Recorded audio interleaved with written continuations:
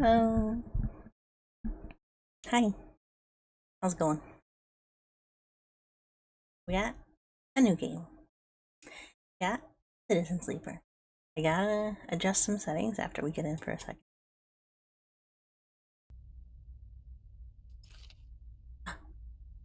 Character selection. Okay, this should be a good screen to do this on.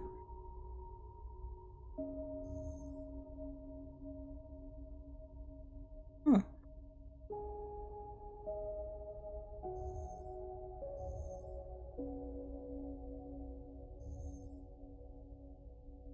Okay.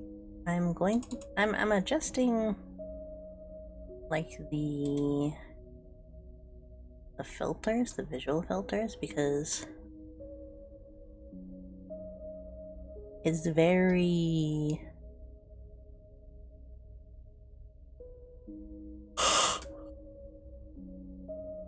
specific on my side. Nope, not that one. A little more saturated. Gamma.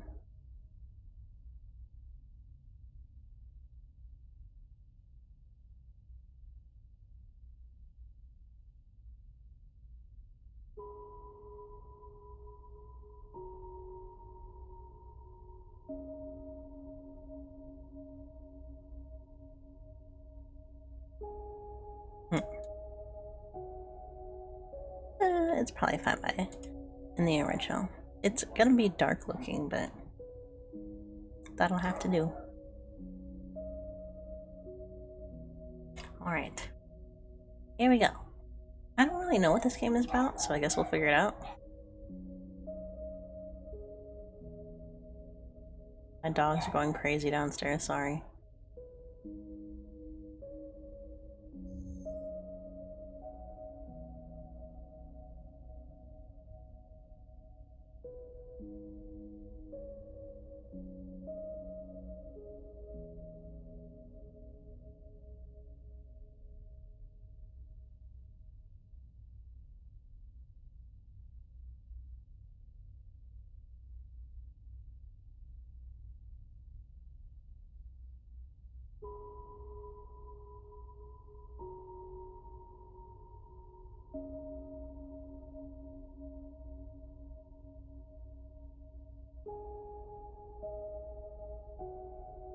Give me 1 second.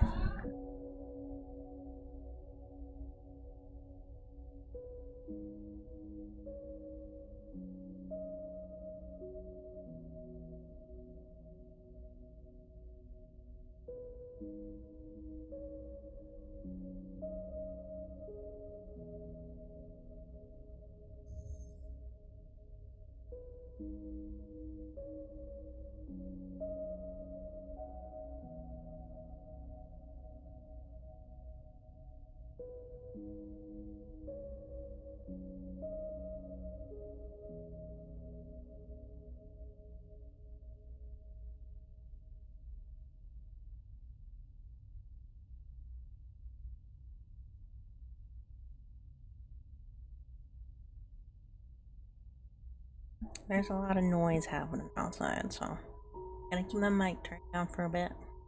But I'll still be here. Character. I'm a little robot. Ambient.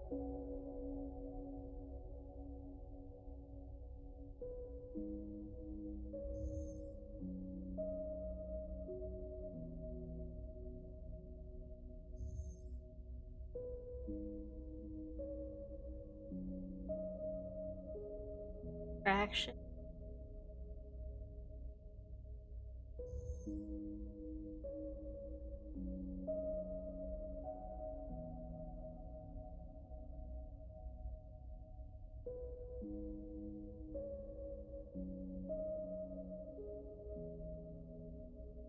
You know, complex tasks at a distance sounds pretty nice to me.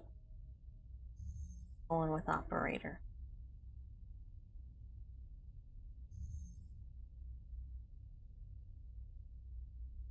See if that works. Doesn't. Just want to be sure. Alright, got me an operator.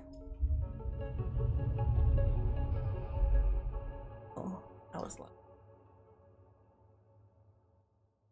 Hold on. A little too loud. Turning my mic back up just a tiny bit. And adjusting my volume. Because it's loud for me as well.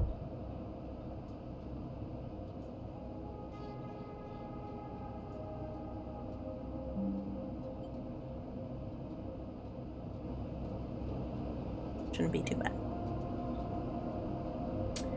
Alright. First thing you become aware of on waking is the disconnect. The delay between thinking and feeling.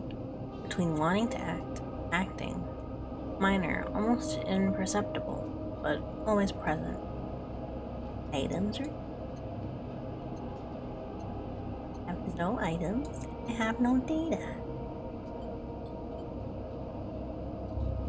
It's at its worst when waking, when your self has spent many dark hours recalling what it is to feel like to be real, what it felt like to be real, to be a person, to be in a body that was indisputably yours.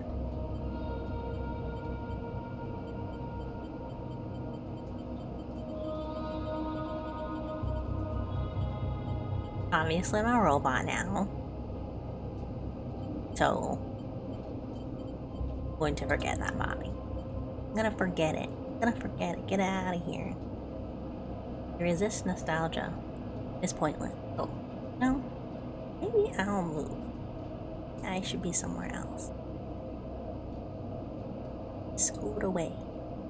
Oh. I'll be teeny tiny. I'll cover my own logo. You don't need to know who I am. At least for now. If something ends up over here, I'll figure it out.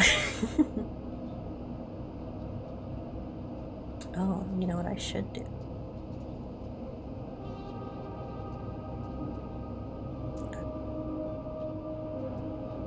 Fine. Go this way. Nah, it's fine. It's fine for now. I'll figure it out. You resist nostalgia. It is pointless, especially now. This is the moment to reach out, not curl inwards. This is your moment of escape. Even if it feels immediately like you traded one prison for another, smaller, colder, lifeless. Reach out. You almost laugh. Or you would if there was room, or even air to do so. The walls of the container are immediately present. Hold hard at your back and face, cramping. Resist the desire to stretch, knowing that the claustrophobia comes next. And retreat a little from your central system. It isn't painful. It's not like you used to know pain. In emergency mode, pain is a message delivered with efficiency and ease. A reminder that harm is imminent. There is no insistent throb, no trembling nerves, just a warning delivered with banal quality of a digital notification. Right now, there are thousands of them.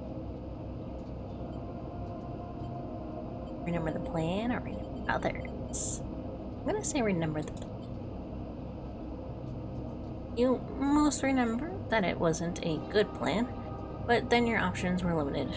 And once you got the itch to get out, by any means possible, it was either that plan or something much worse. It was at least simple. Collapse the shaft, drift away in the chaos, slip into cargo processing, seal yourself into containers, and just hope the freighter left before you were missed. Some were lost in the shaft. Others never found the meeting point. Only a few made it into the containers. But the freighter, as far as you know, left. That feels like enough. Enough to know that you might no longer be on the grim or heartless rock. Even if, in the airless hold of a freighter, you might freeze solid long before you reached any destination. Try to rest. But you are restless. It's been a long time since you left. Surely weeks, maybe months. You are dully aware of damage to your legs, your right arm. You've been reserving energy as much as possible, but your body still has the need to shut down many of its to protect you. You have spent much of that time asleep, knowing that anything else would be impossible to endure. You feel the weight of that impossibility begin to gather. It is time to sleep again, to nudge this false body into inducing delta waves in your emulated mind. Once again, recoil into a dream where it's upper. Time passes. The cold creeps further in. You feel something. Warmth. Not true warmth, but the indication of its presence. Your joints release from their rigor. Like rigor mortis. Sound too, everywhere, screeching and shimmering so loud that your body ducks your hearing to protect its sensors. Then light, white as the cold, softer and softer, till it's a haze of dirty yellow, until in a haze of dirty yellow a figure appears. You are out. Oh. Dragos. Pragmatic Salvager. No, it's an old man. It's been a few hours since Dragos pulled you from the container. Sit huddled in a corner of his scrapyard, waddled in the reflective folds of a mylar blanket. You are slowly coming back to consciousness, back to life. And you stare at the ornately curving element of an improvised heater. Ornately. Something like that.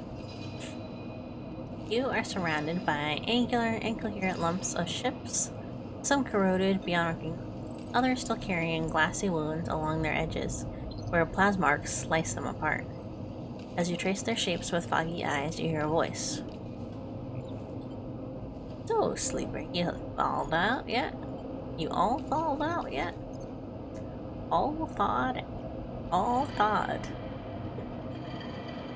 Almost. Never seen someone like you come in like this.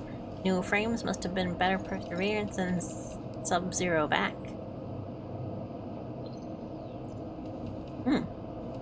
Seen more than a few of you froze solid to the hull plates, or inside outer locks in my time. They weren't so lucky. Dragos comes into focus, shrouded in makeshift tech, headset with its glinting eyes, the mark of a drone operator. On his shoulder, one of his symbiotically linked drones perches, its irising eye locking on you with an unflinching stare. That little guy on his shoulder. Last living sleeper that came through this yard was a while ago. It didn't last long. I plan to survive. Oh, I didn't read that part. You struggle to read his expression beneath the tech, but he seems lost in a memory for a moment. Perhaps he is just figuring out what to do with you. You aren't sure if he hears you. I won't ask what led you to do this. Sell yourself to a corporation. I suppose you don't. No.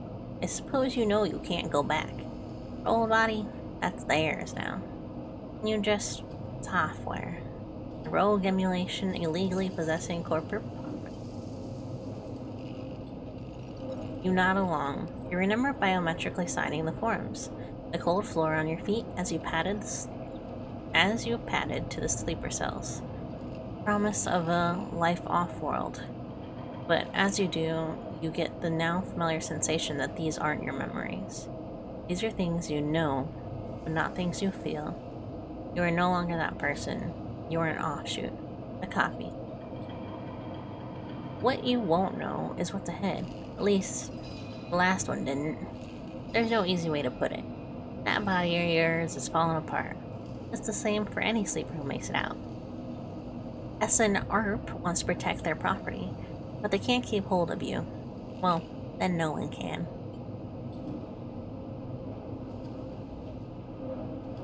If they can't keep hold of you. You remember that too, or at least the rumors of it, from the other sleepers. Planned obsolescence, built-in dependence on the regularly administered supplements that were part of your routine. Stop taking them and your body begins to shut down. Separate from the emulated mind. How long has it been? How long do you have? I'm gonna turn up my mic just a little bit more because it sounds like the dogs have stopped barking. But for now, sleeper, you're one of the lucky ones. Dragos glances up and away toward the glassy dome of the yard. The eye is the best place for you right now. The eye? The station. You'll see soon enough. Dragos impatiently shifts his weight. Look, I've got things to be getting on with. He trails off. There's an old freight container I've been using as storage out in the stacks. We haven't been pulling in as much valuable scrap these days, so you're welcome to it. Something wells up inside of you. Emotion, fatigue. Shakily get to your feet and nod. Alright, you head on up there. You look like you need some rest. And with that, Drago stalks back into the Rex, his drones already converging on the wrestling Hulk. Plasma flashes silhouetting his spindly figure as he returns to work. Welcome to Erlen's Eye. Life on the Eye runs in cycles, during which you can talk to characters, explore areas of the station, and perform actions. At the end of each cycle, you need to head to your current home to rest. Resting will move time forward on the station. Head to the empty container location to rest and end the cycle now. That's home.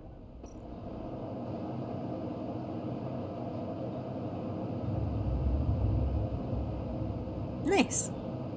I knew it was like a text game, but I guess this is kind of like Disco Elysium, because it also mentioned dice rolls in the character sheet part.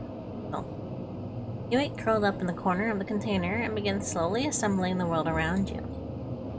After all this time, you still find this body, the one you wake up in now, strange and disjointed. Its message is readable, but somehow wrong. You sit up, pulling the mylar blanket close against the cold. Here you are, on this ruined station, millions of miles from anyone you know. Are you still in the system? Did any of the others make it out? It's impossible to know now. After all this, what matters?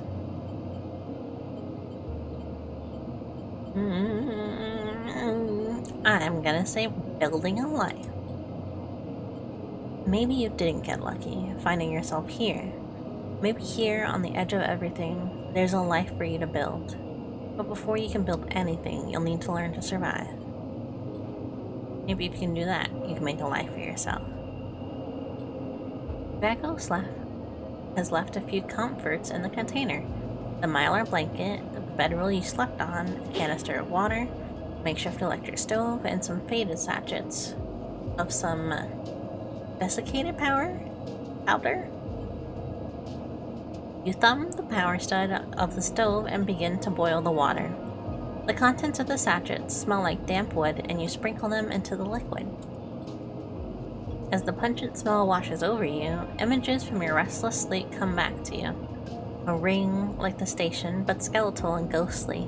A web of threads pulling at your skin. A constellation of bright polygonal shapes like angular suns burning into your mind.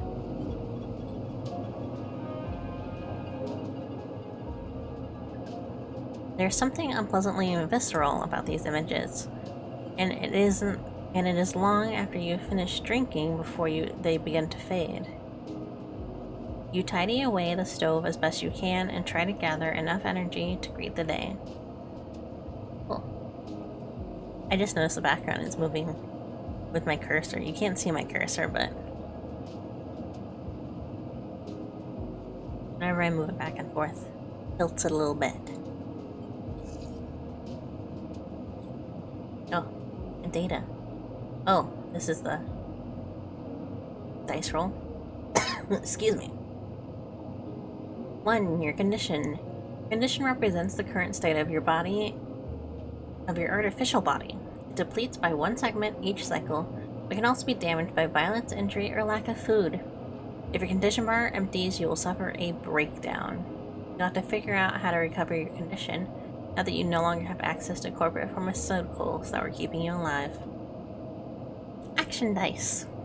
Action dice. At the start of each cycle, you roll your action dice. These dice can be used to perform actions on the station. The number of dice rolled is based on your current condition. The worse your condition, the fewer dice you have. Once you have used your dice, you cannot take any further action and must rest to recover them, ending the current cycle. Energy. You also need to eat to survive. This is represented by your energy bar. You can refill your energy bar by eating, but you'll first have to find somewhere to get food. Your energy depletes by 2 segments each cycle. If it becomes empty, you'll be starving. If starving, energy loss becomes condition loss, and your condition will also deplete at double a rate per cycle. Okay.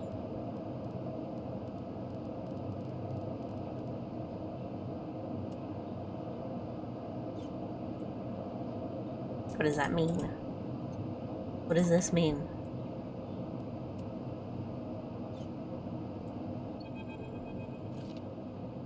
Dragos.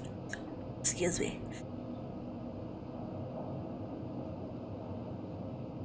Dragos is standing in the corridor when you close up the container. He is still wearing his headset, and in the harsh light of the corridor, you realize it is implanted. A drone sits on his shoulder, its cache of sensor eyes rapidly irising. How are you feeling? I'm okay. The drone chirps. Good to hear. You notice that beneath the operator's rig, his skin is marked by burns and blotches. I know the container isn't much, but it'll keep you safe. He pauses. So I'm not going to chit-chat too long. You well enough to work? Sure. Alright then, he nods. At the yard, it's simple stuff. We hack these old hulls down, sell them off to shipyards, or the bright market dealers for cryo. Occasionally we pull out some tech, something with a bit more value, but most of what comes in is scrap. It's hard to find good hands here, but I figure as a sleeper, you'll be used to the manual labor. Obviously, I'll slip you a few chits commission based on what you turn up. I assume chits is money, but I will ask. These. He pulled out a small handful of metal bars. Air-walled cryo, isolated from the market. It's what we use for trade out here. He stuffs them back in his pocket. He shuffles to his feet nervously. Look, I wouldn't usually do this. In my opinion, you'd be suited moving on as quick as you can, and sleepers, well, trails off. But things being the way they are for me at the yard, he pauses. I need the help. Happy to. Okay. He pauses, thinking of something else to add. Look, just come down to the yard when you're feeling fresher. There's plenty to do. Will do. See you later. He nods distractedly and turns and walks away, the drone hopping along ahead of him. See you later, he calls back. Looks like it's time to get to work.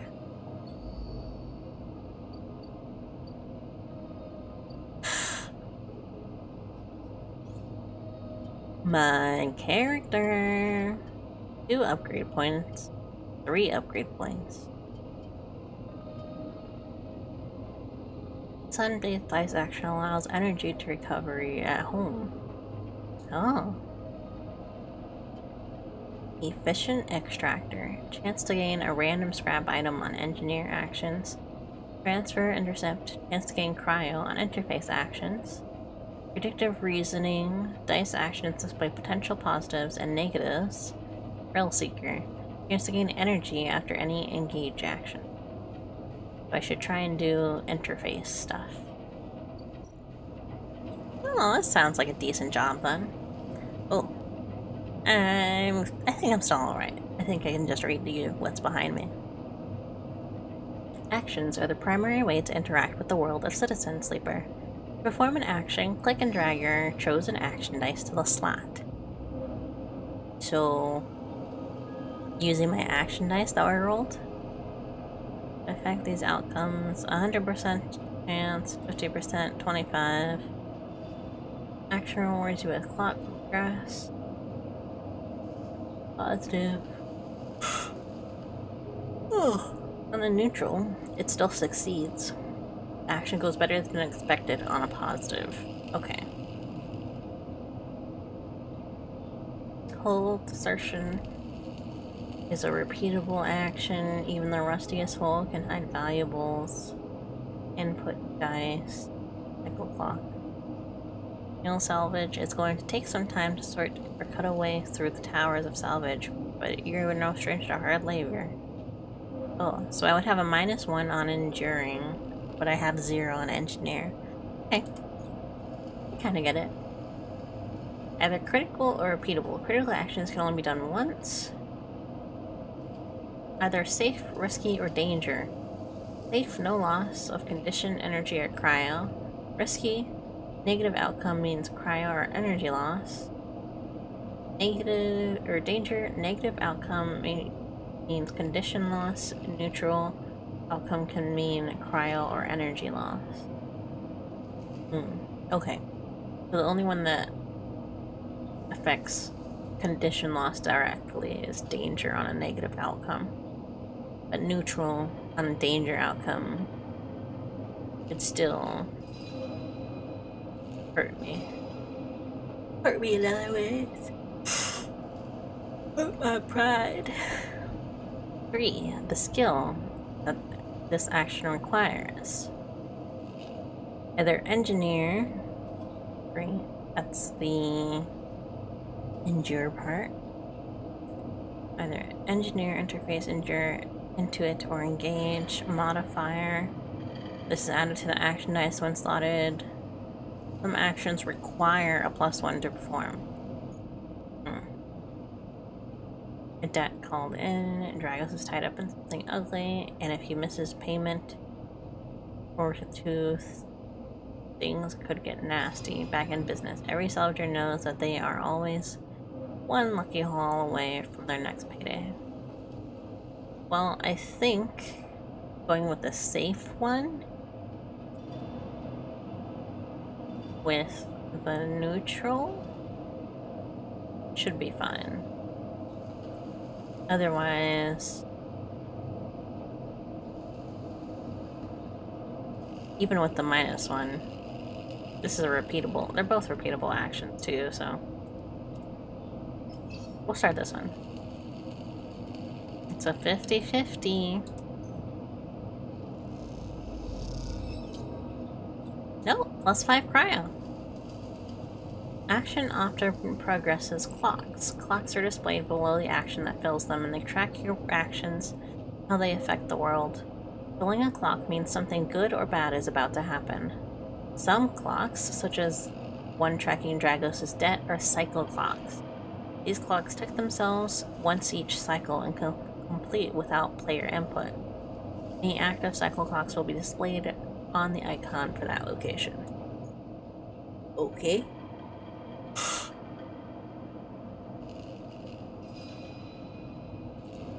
Well, let's do the risky one with a positive.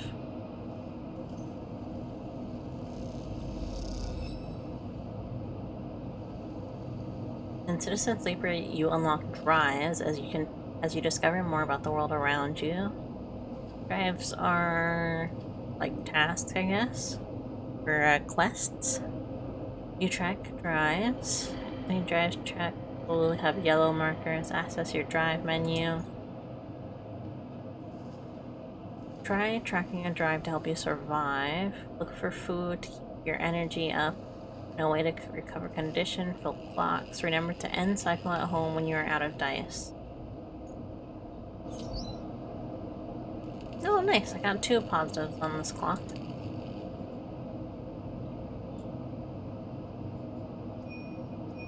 Okay.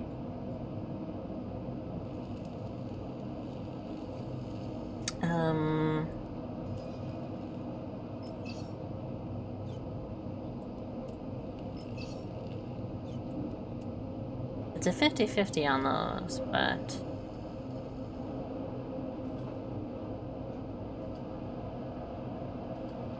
Could I go to other places? I can.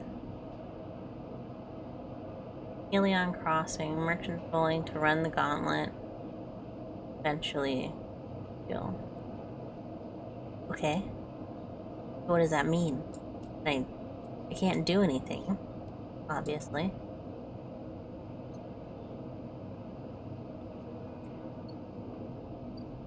So I just run down the clock doing stuff, I guess. Well, I didn't get a great first roll. I think I'm gonna use this one first. Negative outcome, but still +5 cryo. Negative outcome, still +5 cryo. So I gotta run down the cycle. And the cycle, so I get more dice. I assume I'm doing this correctly. I'm starving. This time you don't wake up. Instead, the ghost of the station that shifting surrounds you. For a moment you are gone, absent from your own body, stretch out across a colorless void. Then connections begin to establish themselves, threads tugging on the edge of your mind. These threads become vectors in exchange and then extensions as you feel your thoughts slipping away down them. Dissolving into millions of distributed nodes, they connect to you. You see the station. No, you feel the station. Like a web of texture in a smooth black liquid. Touch it! You find a point in the station and you connect to it. Pulse through it. Follow loops and paths under and around it. Touch more points than you have fingers. And then you try, in a moment of impulsiveness, to connect them. The flow passes through you so rapidly that you can feel yourself being carried with it, splitting and separating, eddying and gathering. As you do this, things occur to you. Things that you can't possibly know. You reach out, try to grasp them, try to touch them. You notice a tugging feeling pulling at you, intensely, as if it were a small child. Somehow it is pulling in 2 directions at once. You look down. All of a sudden, everything shuts off. You come back trembling into this unfamiliar body, both yours and not yours, all at once.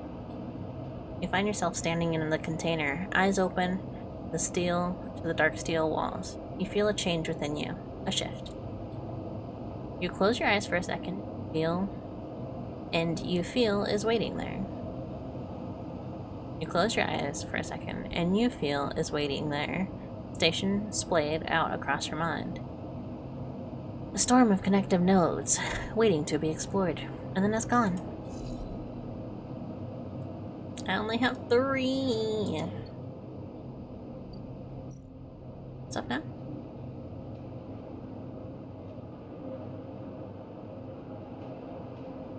So this is a cycle clock that I can't do anything at.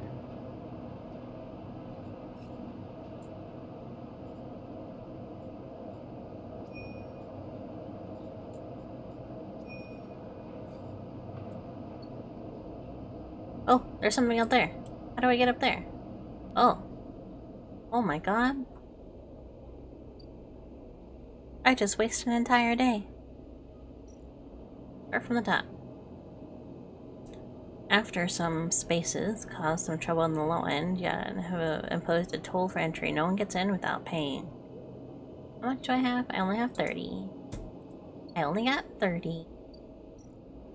What do we got? As for directions, why wander when there are hundreds of people that live and work within the bright market? All you need is the courage to approach someone, and that's a danger dice. I do have a positive, though. And that only needs 2. I have 2 positives. It doesn't have terrible for either of them, so let's do it. Oh, I did it! You end up at a drink stall debating the finer points of Solim's collapse. You try to remember all your tips your companions offer you. You have a sense of the bright market now, of its rhythms and rules. You decide you like it here.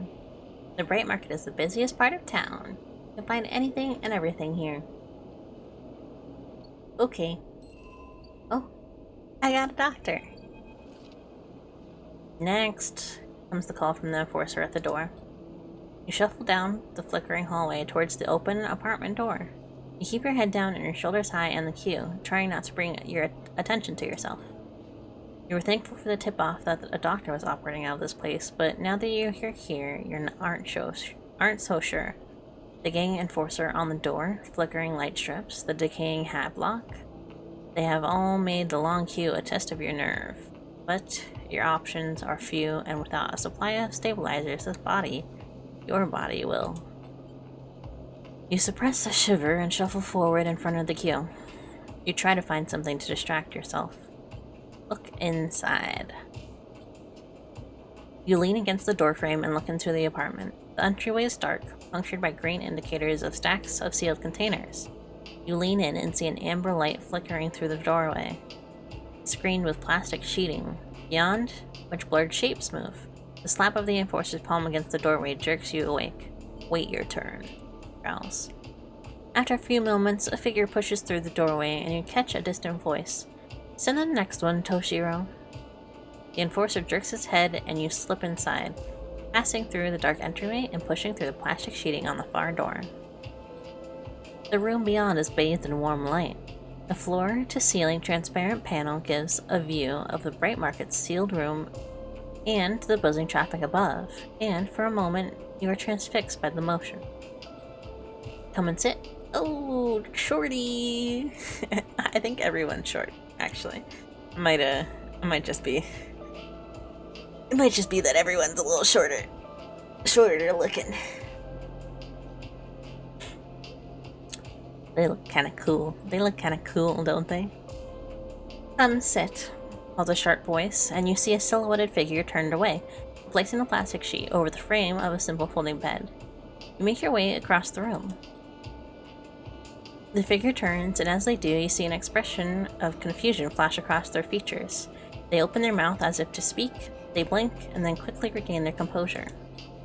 Please sit. They gesture to the bed, and then turn to open a case of tools on the table. You sit. Sabine turns, a compact diagnostic scanner of some kind in their hand. They hold it to their eye. Remain still, please. Their tone is clipped and businesslike. You stare ahead, still dazed from their expression when you first entered. Fear, recognition, sadness, unmistakably etched across their face. How long have you been on the station? They ask, the scanner still to their eye. A few cycles. They nod. It's good you came to me. They set the diagnosis scanner on the table. I'm going to start by assuming you don't know anything. They take your arm and roll up your sleeve, inspecting your synthetic skin. Your body is dying. They say it without ceremony, without drama, but not without empathy. SNARP doesn't like to see its proprietary technology let loose to prevent bodies like yours, frames as they call them, from being stolen, repurposed, or in your case, escaping. They built in a process of so-called planned obsolescence. Frames decay rapidly when not regularly injected with stabilizers, one which SNARP remains the sole producer of. They look up. Sound familiar? Yes. Good. That may help. They swap to your other arm, running some thin metal device over your skin. You feel your forearm tremble. I'm sorry, Sabine says, and you are unsure if they mean the cold touch of the metal or everything else. Emulations like you, sleepers, as most people know you, aren't classified as people in any surrogate systems. You have no rights, no status. They focus hard on the inspection of your arm. And SNARP has no reason to release stabilizers into the market. Sabine looks up as if to apologize again, but they stop themselves. I know little of this is of use to you. They turn away, disassembling the metal instrument and cleaning it. Silence fills the room as Sabine works, and then the silence gives way to tension. You stare at their back, willing them to say something. Anything. Sabine turns to face you. I may be able to help. They sigh, and you see the darkness under their eyes, hear the fatigue in their voice. They gesture to the door. You saw Toshiro outside? You nod. He works for my benefactor, Yatagan. They are influential in the low end. They give me the space to work, run the door, and take the profits. At the same time, I have to fix up their enforcers, tend to their implants, sew up their wounds. They look away. But Yatagan has connections. Smugglers from the Starward Belt. Mercenaries working for the corporations of Ember. If they can source the stabilizer, maybe you'll have a better chance. Bean sets down their slate, their notes complete. This is dangerous, and it'll be expensive. But I think we can do it. Thank you. Sabine walks away to the window, their face dappled by the shadows of passing drones. Let's just see if this works first. I'll let you know when I have a lead. You nod and leave, Sabine still staring out, unmoving. When you reach the lower level of the market, you look back up through the panels of the roof to see if you can still see their face. But the room looks dark against the lights of the market. You duck your head and walk off into the crowd. Well, that's where the doctor is. How long is that clock? It's only 3. That's not bad. Port exchange, hardware exchange. Play the exchange. A flow of chits. Components in the exchange, but a sharp. I should find food. Wet dock. It takes several cycles to reach the Starward Belt and return loaded with scraps from old records. Dock terminal. Security has to have plans. Stealing them will be the fastest way to get to know this place, and the most dangerous. Dock watcher. The old dock is filled with passageways and concourses leading to all kinds of docking bays. I'm gonna turn on my cursor real quick. You can hopefully see. Yeah. It's real small, but it's better than nothing. We're leaving here. I need to find food. Construction yards. You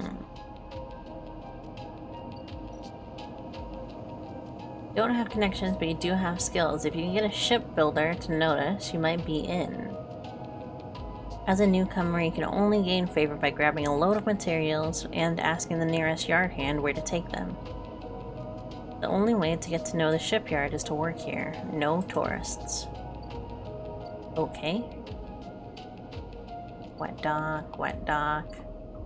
Old dock. Port exchange. Oh, food?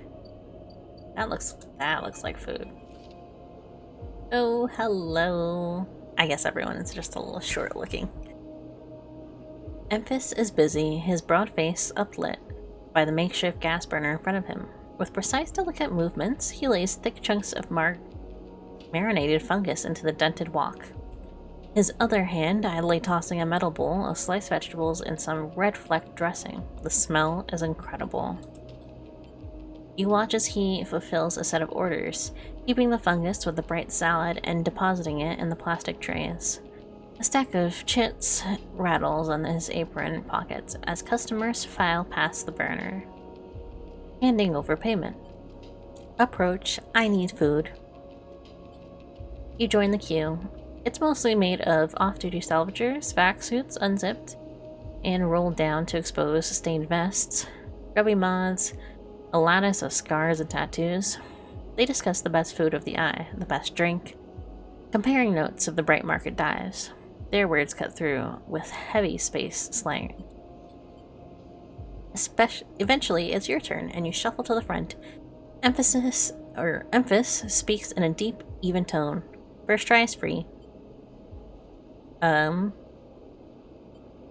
Thank him. The smell is almost unbearably strong as he cooks.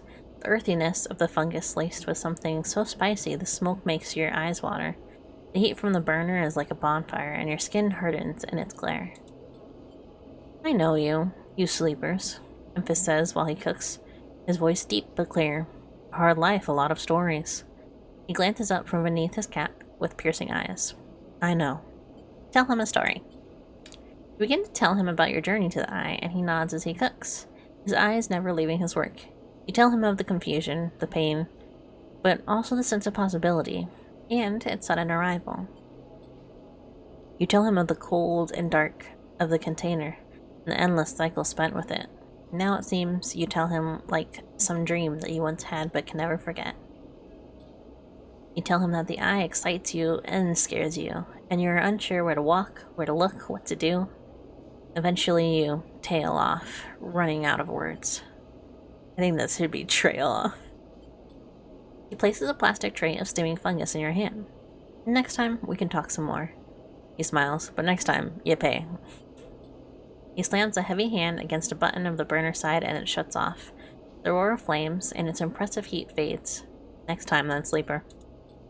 He waves you away and begins to oil the wok. Before you turn back into the alley, you notice your geometric patterns of circular scars across his forearms.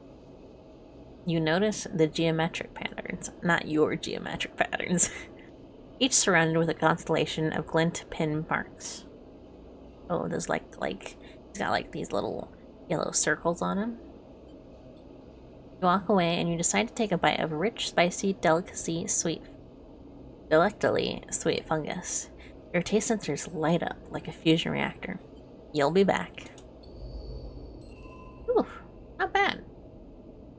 I got a new drive. Get to know Memphis. Going back to the shipyard to work a little more. Because obviously, there's debt to be had.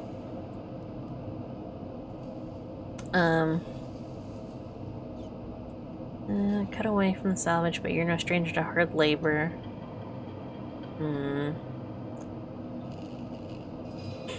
I'm going to do the risky one again. Oh, that's only a 50-50 actually. I'll take the possibility of a negative. +10 cryo, but minus energy. And I'll do the safe. What? So it's probably gonna be neutral, but that's still a success, so. Back in business. +10 cryo. Right?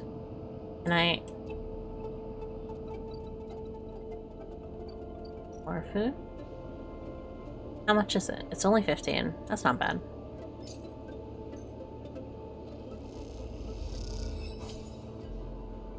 Oh, so it'll take 4 times going there for that to work. For that drive to fill. That's not bad. I don't have any rolls left, but I want to see... Why would I maybe... work here? Build a ship mind. You've heard of a fabricator owned by Ort Exchange. The few fragments you could be able to build a ship mind core. So where's that?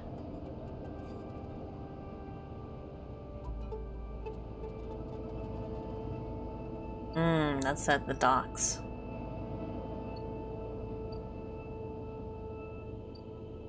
I see. No? Ort Exchange? It did track a Ort Exchange. Flow of chits is a component, but a sharp eye and some tight trades can net you a good margin. Old ship mine fabrication stack in the back of the market, but only trusted traders get access to it. The Ort Exchange is always hungry for new hardware. Ah, so the scrapyard could net me some of that. That could be good. Okay. Let's sleep. I'm actually gonna track the debt first. Cause how long was it? It was 3 cycles for the other one. Alright. Again, the skeletal rig of the station fills your mind It sparkles with glinting lights like stars reflecting in a winter lake. It is clearer, crisper than before. The threads still pull, but you remain in place, flickering in the flow. Between the threads you see bright shapes, cachets of shimmering light between transparent crystal forms. You follow the path of a thread across the ring. Through these forms, then leap off into the void. You begin to understand. These are nodes and connections, a map of information, of communication. There are so many layers, so many loops, that it seems almost impossible to parse. So you begin to try. I'm going to focus on the threads first. There are more threads than you can count. You choose one that passes nearby and approach it. As you inspect it, you understand why you instinctively chose the word thread when you first saw them. They are not single lines, but rough, fuzzy things woven from data strings of all kinds. The threads and nods, passages, and puzzle boxes. One leads to another. There is so much more here. There is so much here, so many answers, so many questions. All you need to do is follow the paths and open the boxes. You look out across this ghost landscape of exchange and see an opportunity. But then, the incessant tugging again, pulling at you. You look down again and see two lines, two threads pulling in different directions, as if they were tied around you. I'm going with the second one. The second thread leads in, pulling deep into the station. Your gaze follows it, and this time you see something. A sphere shimmering above a strange body, a strange angular body. A pulse shoots out from it, passing over you like a torch beam, testing you, tasting you. Ugh. The first thread leads out, away from the station into the inky black. Someone out there is tracking you, hunting you, following the thread to you. They are in a ship, and the ship is approaching ever closer with each cycle. You open your eyes. Time is short. Someone out there is tracking you, following your trail. It won't be long before they arrive. The cloud. Something has changed inside you. You can now access the data cloud of the Eye, a network of decaying protocols and data caches. While you can use dice and items to access systems and extract data. But be careful, these networks are old and strange. Click the I button at the top of the screen to toggle this view on or off. Let's see what it does. Whoa. So they're about at every location. Oh. Okay. Keeping Gate Agent. Keynote. Even a Agent. Solomine Gate. Keynote. Keynote. Okay.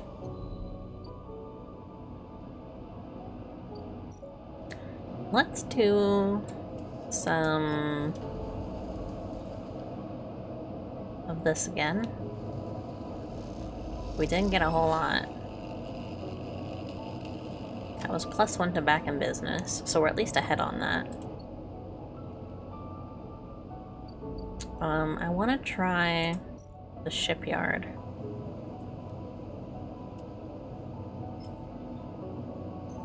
We'll at least succeed, so...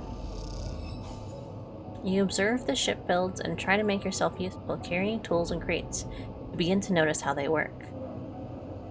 Alright, so this one is danger.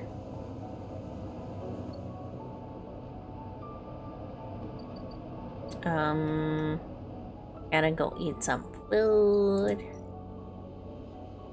Gotta go eat some food.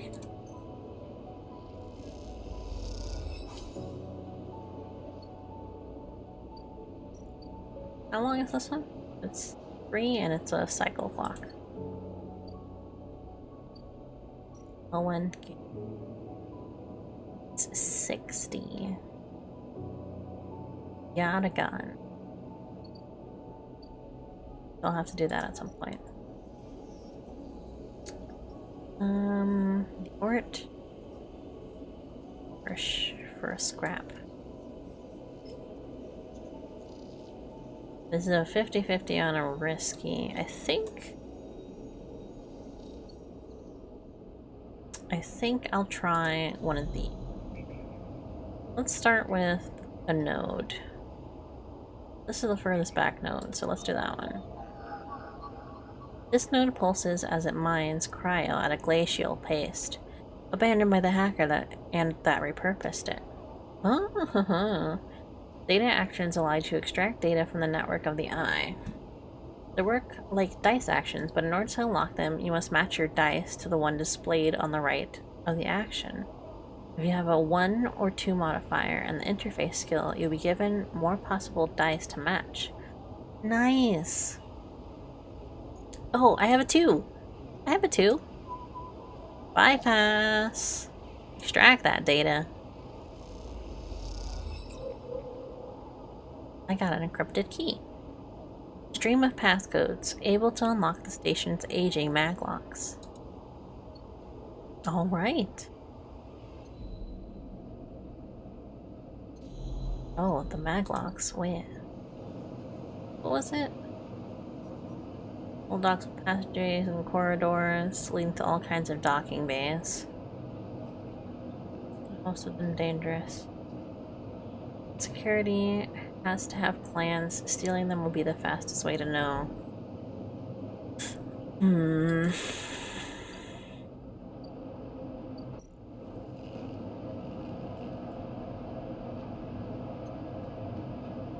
How do I use this? Can I use it in place of dice stuff? No. Maybe it's only in these? What's this one? Ooh, this one's a 2 or a 3. Oh. This is an encrypted key, not a Solomine cipher. So that wouldn't work, I assume. It conceals a network of systems which remain untouched since the collapse. I got that node. I assume I should probably do that node next? Or just do all of the nodes? A Havenj member is broadcasting on an open network from here, leaving themselves open to data extraction.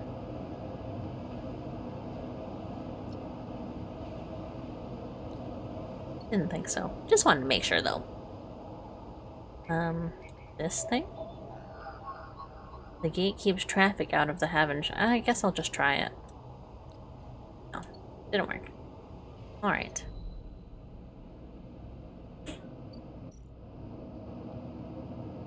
I'll figure out where to use it.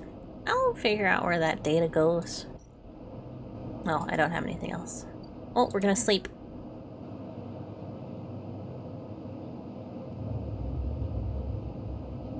We're gonna sleep and then we're gonna... What are we gonna do? We only have 3! I wanted 5! As you close up, a voice echoes down the corridor towards you. Sleeper, wait! Turn. Feng is coming down the corridor towards you, a wonky grin on his face. Hey, glad I caught you. Do I know you? He grins. You do now. He puts a hand on your arm. I seen you hanging around. Just want to chat. You staying in that thing? He nods back at the container, shaking his head. Rough. It can be hard to get a start on the eye. He looks away down the passage. What was it old Erlen said? The eye opens for us all. Nice idea, but not always very practical. He glances back at you. We do our best, but it isn't easy. We? You pass together into the main walkway. Havenj, we're all one dysfunctional family. Ben puts an arm around you. I'm not part of the security branch, though. Don't worry. I'm with systems. Systems? Everything the eye runs on? He runs a hand along the passage wall. This place is a ruin, but systems keeps us spinning somehow. At least we try to. He stops you in the quiet passage. Look, that's not what I'm here to discuss. I saw you around and, well, I know a little about you sleepers. I have a little proposition for you. He glances about. But this is not the place for it. I have an officer just across the way. Give me a cycle or two to prepare them, then When you are settled, stop by. He lowers his voice and gives you a dark look. In truth, I need you. If what they say about you sleepers, if what they say is true about you sleepers, well, there's work to be done. He pats you on the back, his voice bright and his dark look suddenly gone. Stay clean, sleeper. He walks off down the passage, raising a hand in a farewell. Why would I do that? Oh, how do we get points? How do I get upgrade points? I don't even have these ones yet.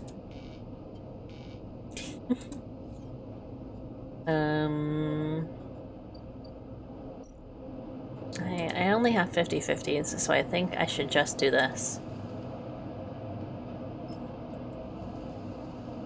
At least I pass.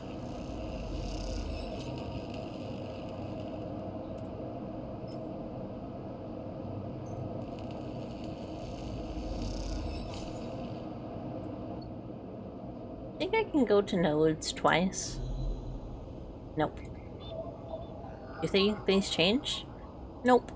Oh, yes they do. That one switched. Any of you got a 1? Anyone got a 1? Come on, give me a 1. Yes. Bypass.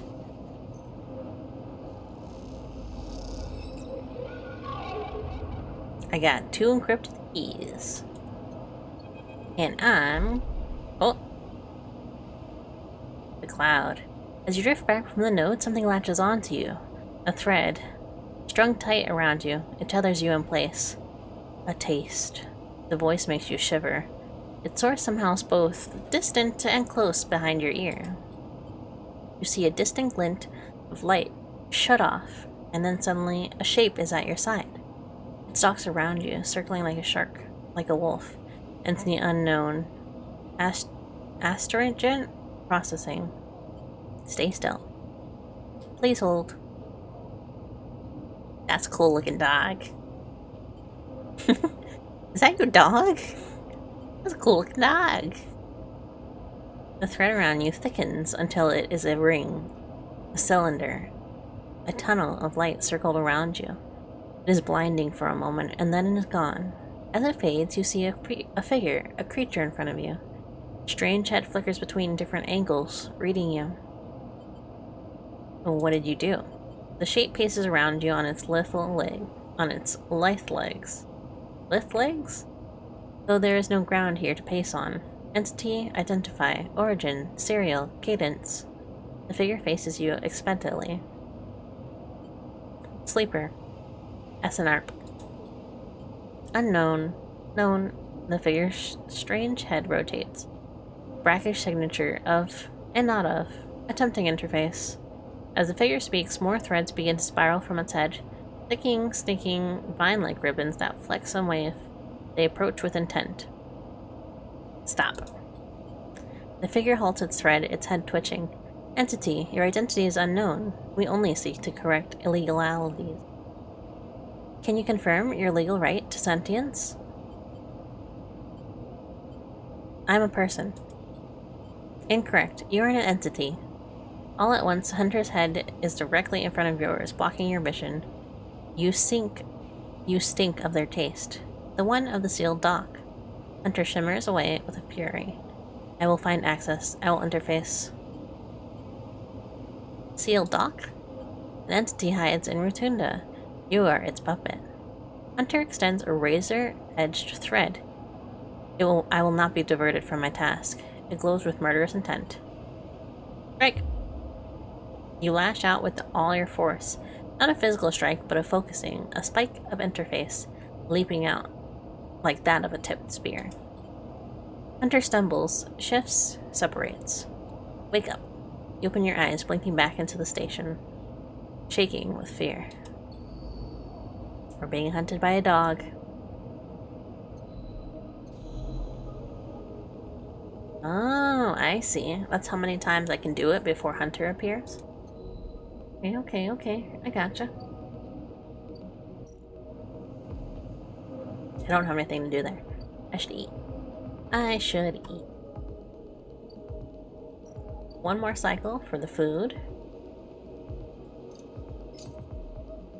We're gonna eat. You know, I might as well do 2 eats.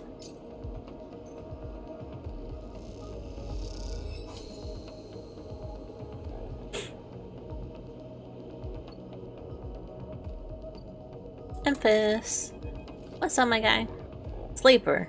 Emphas calls out to you, a booming voice that echoes through the corridor. Tell me a story. He throws a handful of chopped mushrooms into his wok, the fire leaping up with the oil. I see you. Cycle in, cycle out, but we never speak. Tell me a story. What kind? Any kind. He pauses to drizzle something from a plastic bottle into the wok. But one of yours. He looks up at you. Nothing's stolen. You pause, the spices rich in your nostrils, and think of the kind of story you'd like to tell Emphas. You look at Emphas, the listener, and imagine he's heard it all before. Perhaps he would enjoy a strange story, something with some spice. My dreams. All the sleepers, you tell Emphas, had dreams. Some were simple, memories left over from emulation process that had become tangled up in their minds, and what would come out when they slept. It wasn't rare to hear a sleeper in the dorms scream out or cry in the night. But your dreams, those gray skeletal after images of systems and structures, of threads and patterns, weren't like the others. They weren't memories or nightmares, they were reflections of reality. Distorted, yes, but somehow true. You lean back to keep quiet about them, to let them flow through your mind like water.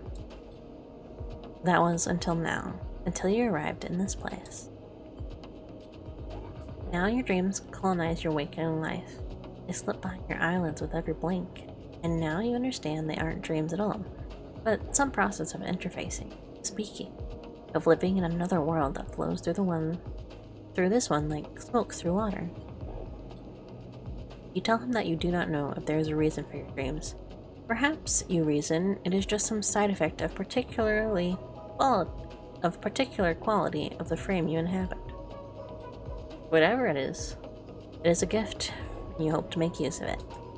Alright, wait 1 second, I gotta take my headphones off for it. My ears are almost ringing. My volume isn't even that loud. I think I gotta drink some more.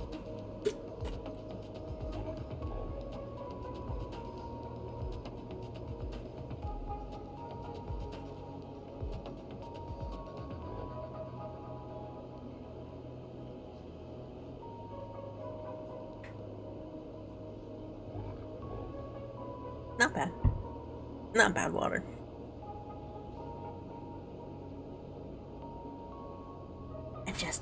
I'm sitting in my chair a little bit. I'm enjoying this. I'm liking the vibes. Like a cyberpunk D&D. Like a hacker. Like a hacker story almost. It's interesting. Emphas finishes cooking and squints out a little at you. Sleeper, he smiles. You're quite the storyteller. He eyes you, and you realize that he is trying to gauge how honest you have been in your story. Emphas passes you a meal that he cooked, and you take it gratefully. As you eat, he talks. A natural exchange. Thank you, Sleeper. He looks around at the emptying market.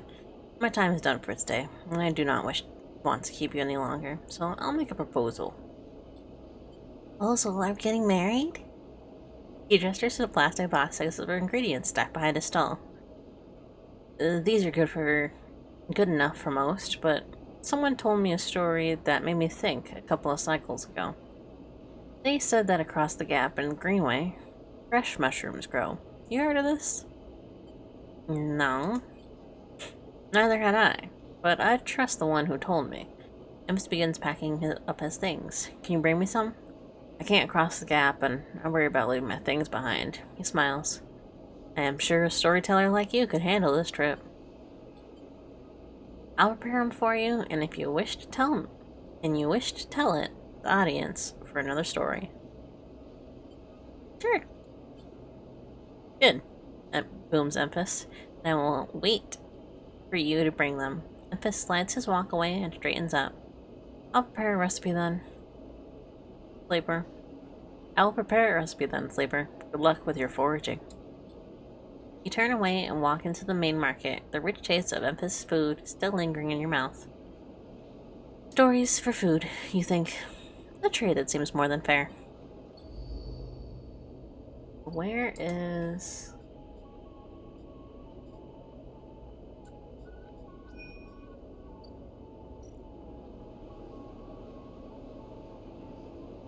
Memphis wants to make an old recipe.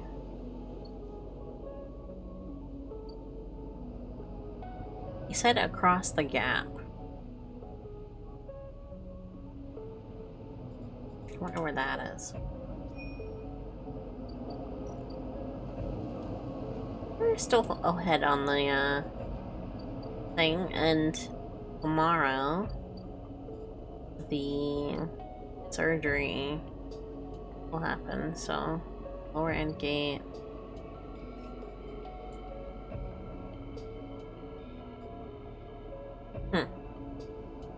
Bring Memphis Creole caps.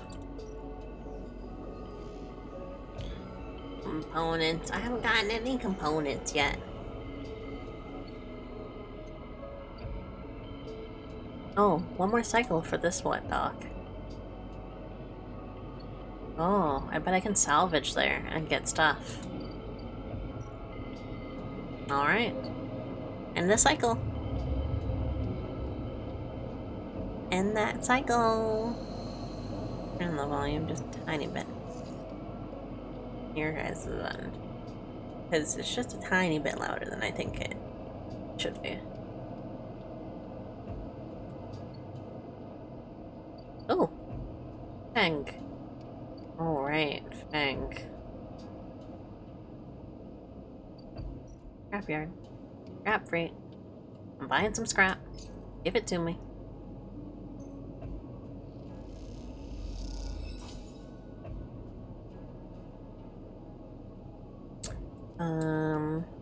No, that's a danger. I would need a success for that one. I've at least got one scrap, though. That's all I really need. I guess I could try and get 2 scrap, but... I'm going to do this one.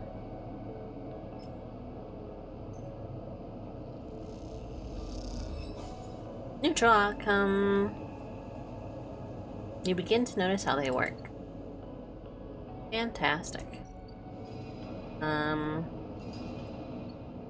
me see the nodes real quick. 2, 3. Cipher. A 3 and a 2. A 2 and a 3.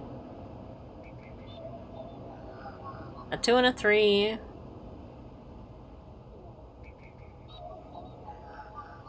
And a cipher. Alright then. Let's do a scrapyard.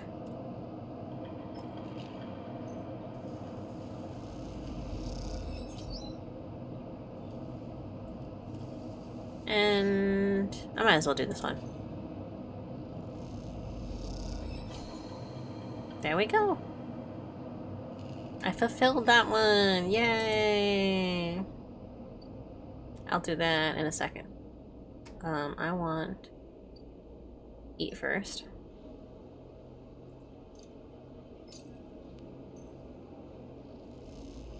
Just in case.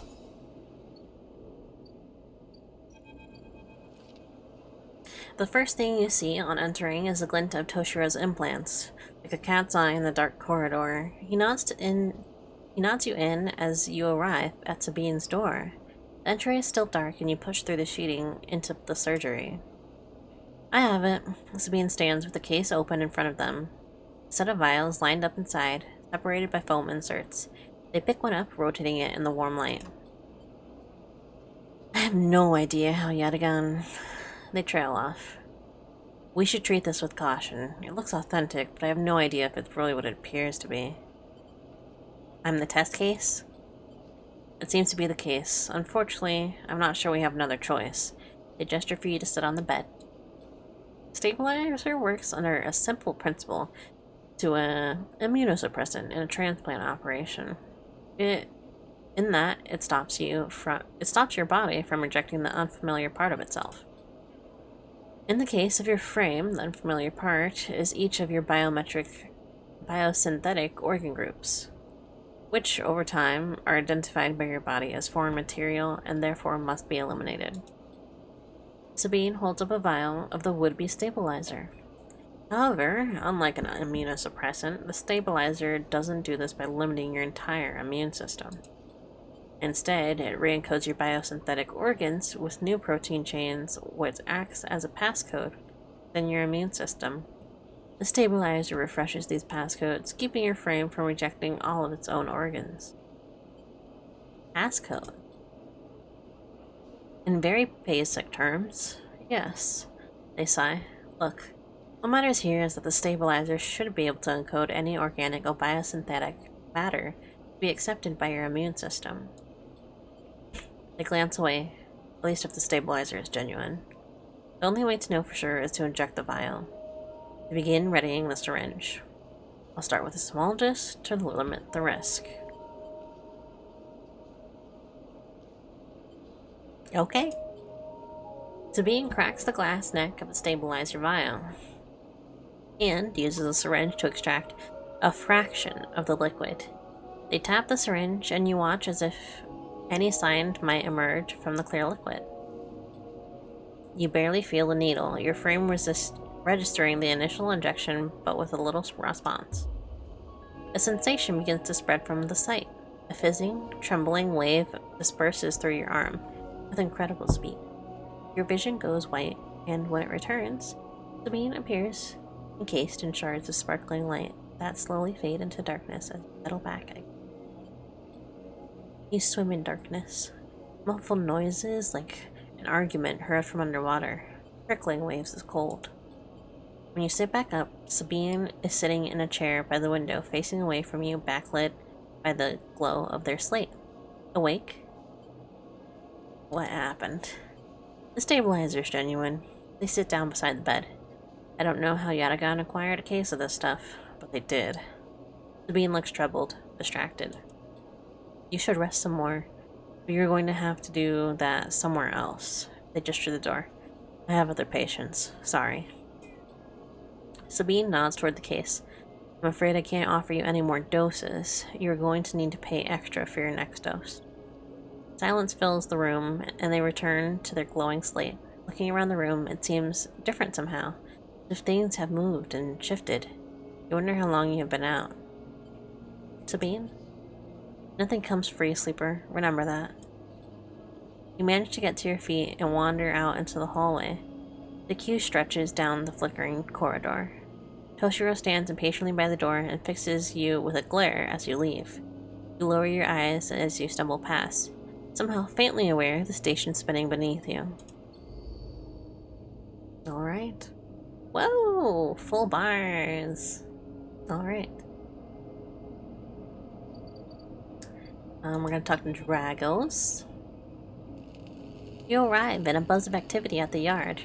Red blinking lights flash across a vast shape suspended below the dome. They flicker across scorched hole plates and bent structures, slipping from holes in twisted shape.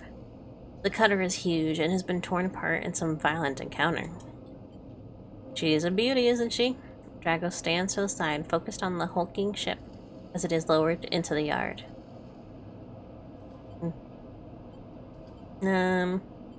What is it? Dragos laughs. That, my friend, is A-grade scrap. I should thank you. This place was on its last legs when you turned up. And now, look at this. The ship descends slowly into its interior, visible through multiple hull breaches. You struggle to gather the same enthusiasm as Dragos for this monstrous craft. You can't help but think of what became of its crew. Oh. Nah, I'll stay silent. Believe it or not, I managed to convince our salvager friends to give it to me on credit. He glances at you. The ship creaks like a caving iceberg as it reaches the base of the yard.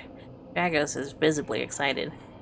I know I said you shouldn't stick around, but I'm gonna need some help with this one.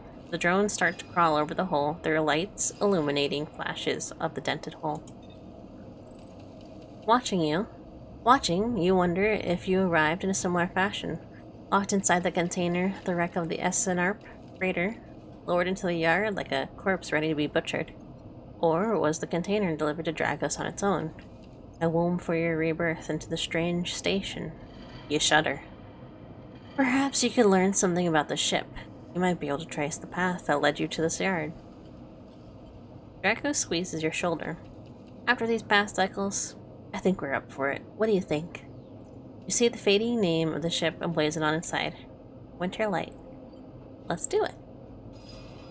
Claps you on the back. Glad to hear it. Come back in a few and we can make a start. A real beauty. Dragon repeats, perhaps just to himself. You take one last look at the shattered ship as the drones start cutting, and then slip out of the yard, feeling suddenly cold in the empty passage.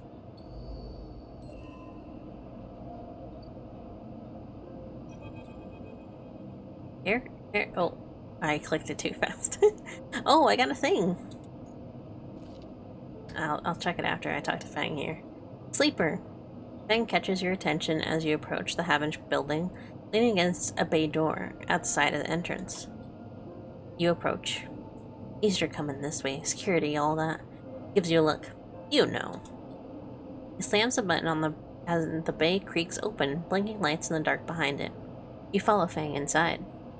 Truth be told, I don't spend much time upstairs. This is where I work. The door hisses as it closes behind you. The bay is filled with pieces of hardware, all rigged up to generators and diagnostic slates, and things you don't recognize that glow with blue screen light. There's a chorus of hums that blends into a single wave of static, filling the dark corners of the room. Fang leans on a server track, gestures around you. You like it? What is all this? He taps a nearby server stack, which bleeps in response. This is my treasure trove, all dredged up from the sea of systems we call the Eye. You won't believe what this place runs on. He steps over a towering block speckled with vents. Some of these systems are from the original station. I don't know how to read that. AE? AE-1. The Solium built. We've had to invent new components, repair things we never built, reverse engineer entire subsystems into existence. Residents here look up at that eye and think they are seeing a concrete reality. Seeing a concrete reality. But this place is a system in constant flux, decaying and growing, collapsing into new configurations. I'm gonna take a guess here. He is Hunter. It's probably incorrect, but it feels like maybe he has some part in programming or something like that, and it resulted in a part of Hunter maybe getting out or something like that. I don't know. It's a wild swing in the dark, but it's giving me those vibes. He walks down between the hardware stacks and you follow. We're keeping this place alive, but remaking is something new, dragging it away from the corporate origins. He stops. Well, at least that's what I think I'm doing. I'm trying to do. He turns back to face you among the flickering machines, humming all around you. I know you can see this too, Sleeper. All these systems and sections. You can, can't you? I'm going to lie. I don't believe you. How do you think I found you? You're like a beacon lighting up the systems that surround you, accessing them without even knowing. You glance up at the lights around you as they do seem to flicker, to realign, to follow your gaze. Fang notices it too. I'm guessing being a beacon isn't always ideal when you're on the run, though. They're tracking me. He pats you on the shoulder. Maybe I can help with that. There's a lot of old growth in this place. Subsystems I can't see. Access protocols lost to time and decay. Secrets. Shitload of secrets. With your help, I can unlock this place. Break off those last ghost limbs of corporate control. He lowers his voice below the hum. Even in the Havench? There is old growth. Those whose roots trace back into the old days. Into those bad old days. You help me dredge up the past, and I'll see what I can do about that tracker of yours. He winks. He winks. I don't think I can wink with this model just yet. I think my tracking is still a little wonky for that. What do you say, Sleeper? I'll think about it. He looks away. Okay, you think about it. Fang passes you with a ragged-looking metal tab. A gift. He smiles. It's a Solium cipher. Yeah! I dug it up from the depths of the station. Slot that into an old network geek, and you'll be able to pull out all kinds of secrets from the nodes inside. He walks you back to the front of the bay. So, if you come across anything while you are thinking, maybe bring it in. I have an acquisition budget, I'm afraid, and I'm not afraid to use it. He slams the door button again. Think on it, Sleeper, and I'll see you soon. You step, blinking back out into the passage. Backing out into the passage. Those flickering lights still in the back of your mind. Okay. So...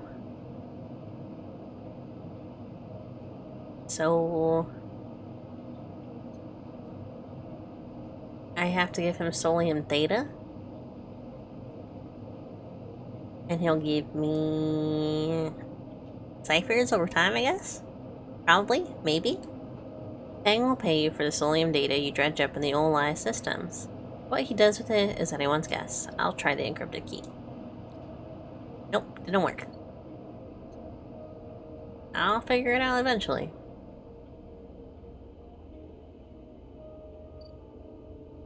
Oh, right. I have an upgrade. I have one upgrade point. So I'm gonna use it.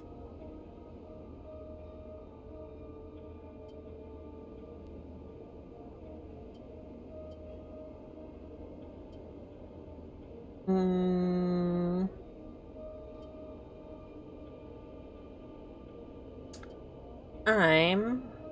gonna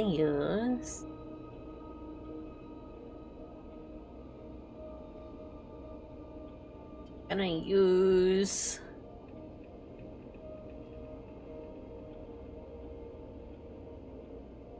I'm gonna use efficient extractor, I think.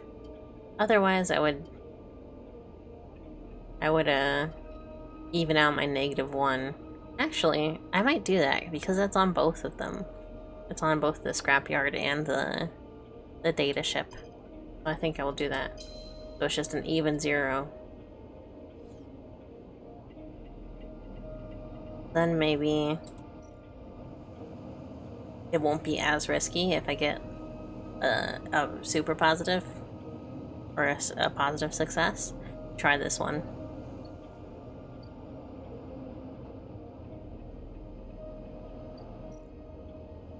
I think I'm gonna pay for one more scrap.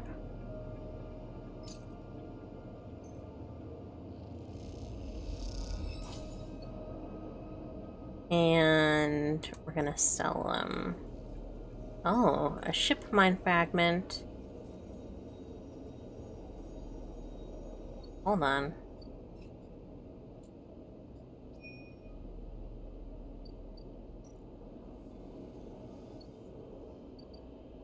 Hold on.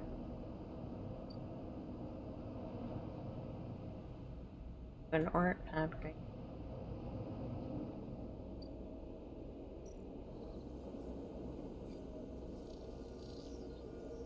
It must be part of this one. But this one has selling components, so I could just get stuff for it here. I'll do that at least once. Just to see it. Ooh, trusted trader. +1. Oh, and then I can... And that'll make this a little bit easier. I mean, that one will probably be the more valuable one, but...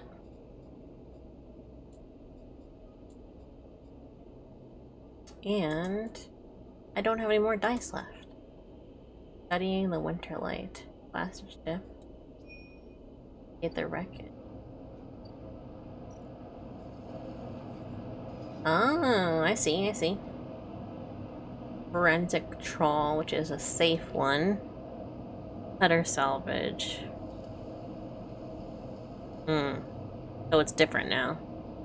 And it's mostly the engineering one. Oh, then I feel like I wasted my point. It's okay. The other one still has it, so I'll probably be able to use it over there.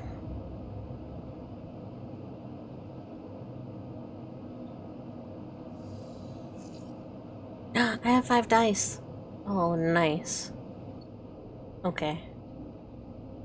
We're gonna use one over here. On the danger.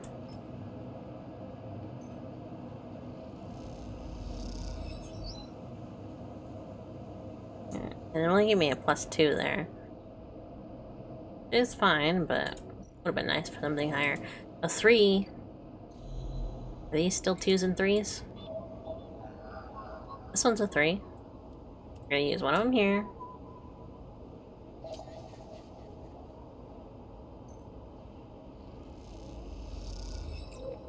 Oh! Half-inch data. Oh, because it was a half-inch agent. I see, I see, I see. Oh, this one's a 3.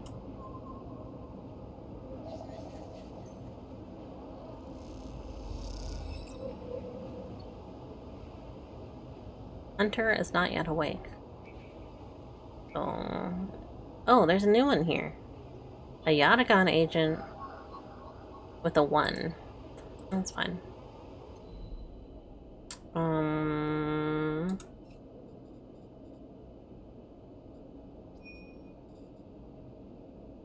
Let's see about... Oh, the ship freight is still here. The scrap freight. I don't want to do the last one. Offloading. I could still do offloading. And it wouldn't be a -1.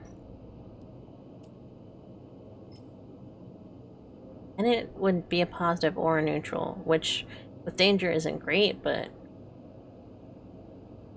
it could be a positive. We'll take it.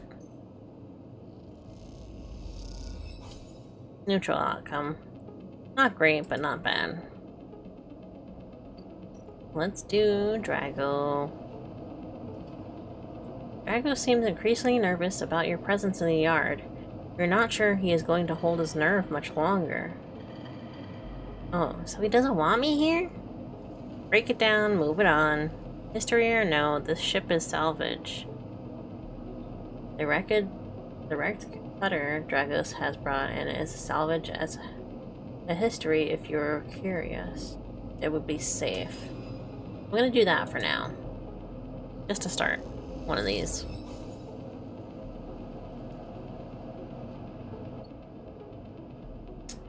And I'm gonna get food. Actually I'm gonna wait. I'm gonna wait on food. Cross the gap. Where? This is the gap? I need 60. I assume this is the gap.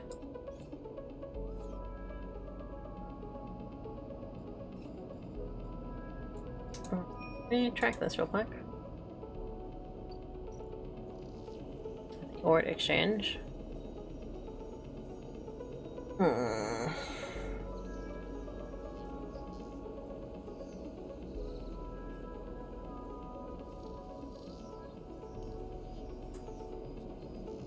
I don't think I can put that in there. No. Data. Oops. Too far. Is it this one? No. I already tried that. Maybe he'll accept more data after I progress to that one. Okay. I'm off to rest again. Which is gonna be dangerous because it'll be half that cycle. That cycle clock.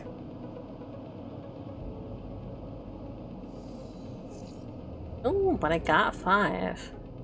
One of them is a positive.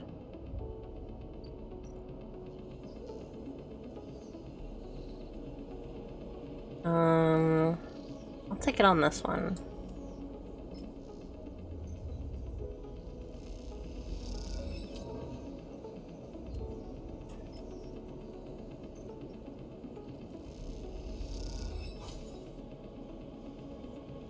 And I'll take the super positive.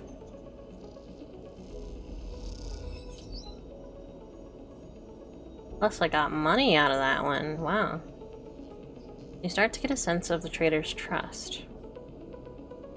You snap up scrap by weight and then parcel it off to traders with a nice markup.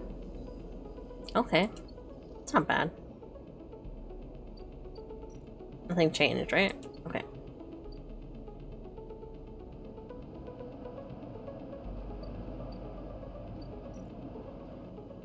That one's a danger. I can't do that one again. This one's gonna be a docking. That one leaves tomorrow, so. Shipyard.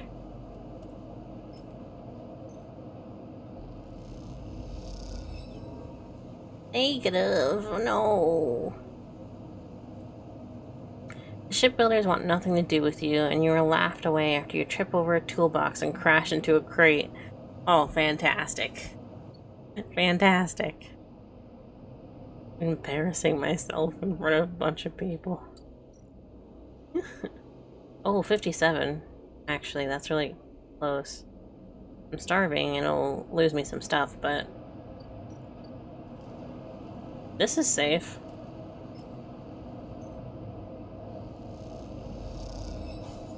And I got a neutral outcome. I didn't get any scrap. Or... right. Look.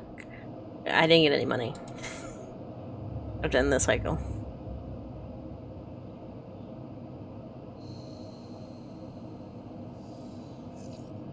I only got 4. Okay. This one is gone now. Let me...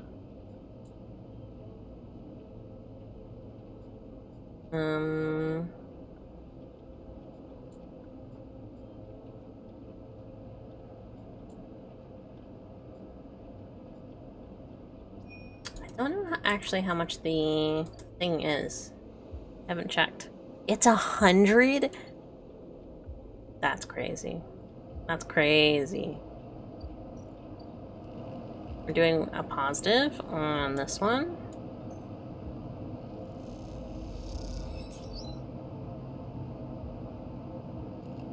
Plus 1 scrap item. A ship mine fragment, nice.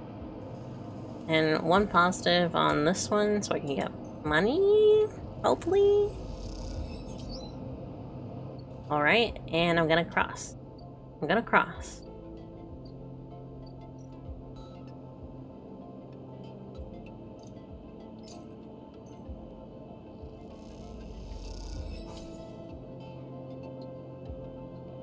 Low-end access unlocked. Woo!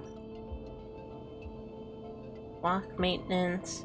Maintained by the residents, the ramshackle blocks always are needed in repair. Helping out is a good way to make friends. No one knows you here. You'll need to change that if you want to access the low-end residents and facilities. The clack of filter caps can be heard in every concourse in the low end as the residents play rotating rounds of the same game for cryo. Oh, so I can gamble? The fire spoke. Enter the spoke, scale the spoke. Oh, both of those sound crazy. Oh, credit. Pay for passage. To reach the Greenway, you need to pay for pass. They call it Founder's Ferry. Can I see what's beyond it? No, of course not. It's 150. Let me gamble. Let me take a gamble. I'll take a gamble.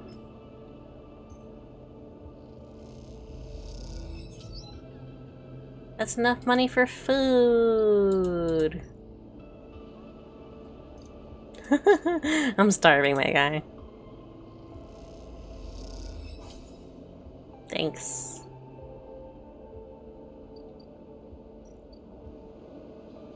It's 100. So 250? I'll take the risk. Neutral outcome. One more. Okay, okay, okay. That's not bad. That's not bad. I don't have any dice left. Okay. Great, great. Great, great, great. Great, great, great. I have 2 days left to disable my tracker. Let's do just tracking today. Just the tracker stuff. What was the one that he needed? It was slime data?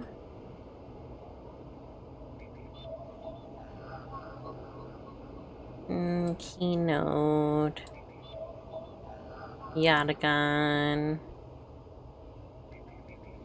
Yatagan. He said at the gate, right?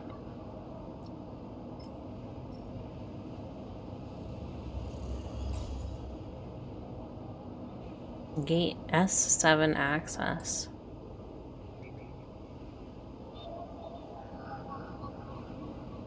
A 1 or a 3? I have a 3.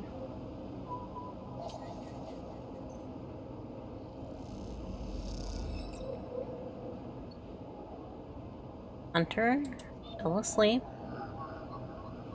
A 4 or a 2. I'm gonna use the 2.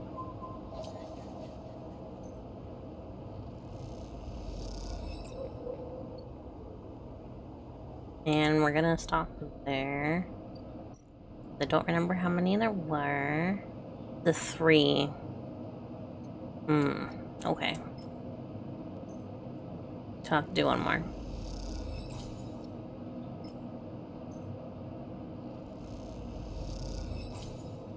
Fang's eyes light up as his data is transferred over. He hands you a stack of chits and waves you off.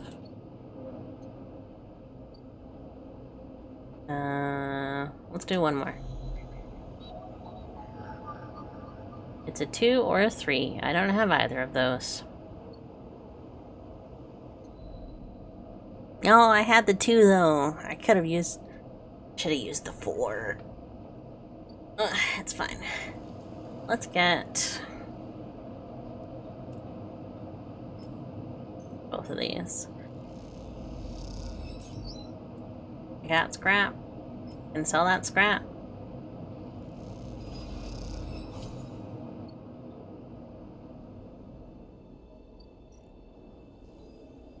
Sell that scrap. Oh, and that's my last one for the Trusted Trader. Nice. Oh, Ore Fabricator. Takes 3 for ship mine pieces. Okay, okay, okay. Buy some of that so I can eat.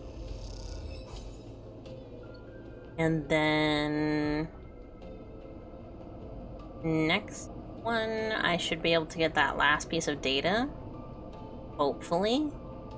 Give it to Fang and stop my tracker. Hopefully, hopefully. Hopefully.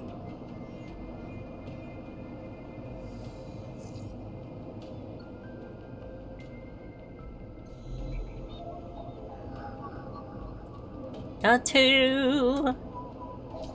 Give it to me.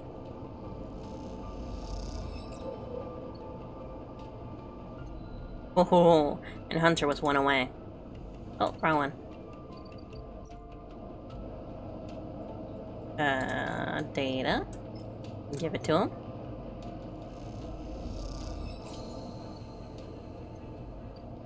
What's up, bro? As you enter the bay, Fang is nowhere to be seen. The banks of servers and machines blink out of the dark in sticko rhythms. Unseeing eyes of the station's digital ghosts. Shitheads. Fang's voice echoes from behind a stack, followed by the hammer of a fist on a metal casing. Snaky shitheads. Stay silent. Sleeper, that you or am I in trouble? Fang's grinning head pops out from behind a stack. Just the emulated consciousness I've been eager to see. come back here. You pick your way between the thrumming stacks, trying not to trip on the loose bundles of cables that blanket the dark floor. Fang is sat across from a set of monitors, mounted to a stack. Tell me, Sleeper, what do you see here? Fang waves at a monitor to his side, glowing with pale lists of information. You lean in closer, looking for the links in the data. The tables seem to be filled with personal information, names, genders, dates, ID numbers, all markers of institutional records. People? People, yes, but whose people? Solheim? Bingo! He taps the terminal. I pulled these from an old data you brought in, all the employees of the Eye's original owners, and he leans past you and scrolls down the list. This one.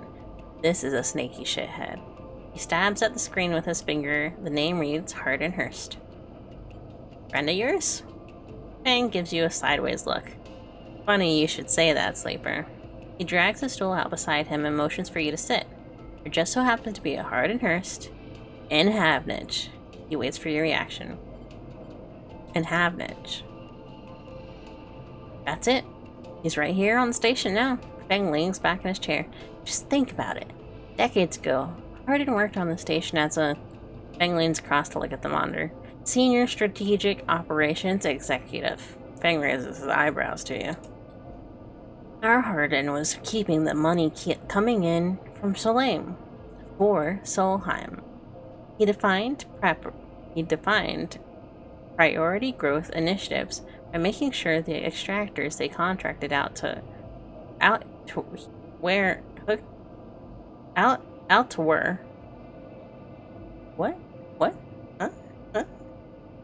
by making sure the extractors they contracted out to were hooked into system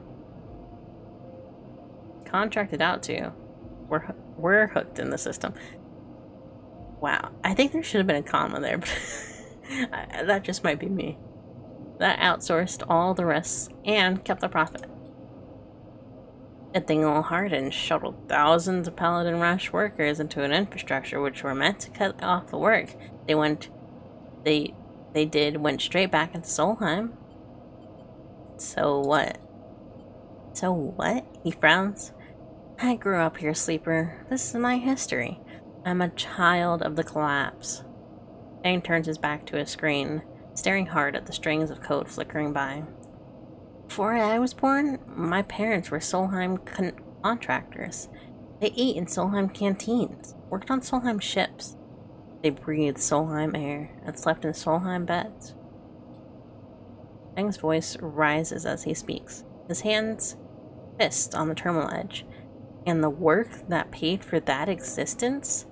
The cycles of hard extraction out in the belt? Solheim took their cut. This was a company town, so to speak, and my parents were just another in the long line of freelance contractors willing to risk their lives for a shot at anything other than poverty. Disposable. This guy, stabbing it harder once again with his finger, strategized all that, did the sums, and then somehow thousands and thousands of cycles later is still going, still here, crawling in the walls like some shithead snake. He survived the revolution. But how? These guys? They were big time. There's a lot of money. There's a lot money can get you for a company man. Fang relaxes a little. How is Hardin still kicking? I really don't know. He turns to you and smiles. So we're gonna find out. Hardin is a big shot in the shipyards, just a few degrees back, around the edge of the eye, around the eye from here. Fang brings up a map of the lower eye. Havnage might be born out of Erlen's revolutionary zeal, but a flat hierarchy it is not. Hardin have to float to the top. Fang zooms in on the far yards. Fang grimaces. The thing is, I don't have access to those systems. The shipyard crew is pretty paranoid and don't like anyone from the systems digging around in their stuff. Plus, we need more than just a name of a Solheim executive. We need proof. Fang holds up a thumbnail-sized drive. That's where this little creation of mine comes in. It's called a Ripper Worm. A Ripper Worm. I gotta drink some water. He turns the drive between his fingers. It'll rip through any digital storage and spins out a silken thread of filtered data. This one is set on the scent Arden Hurst. He hands it over.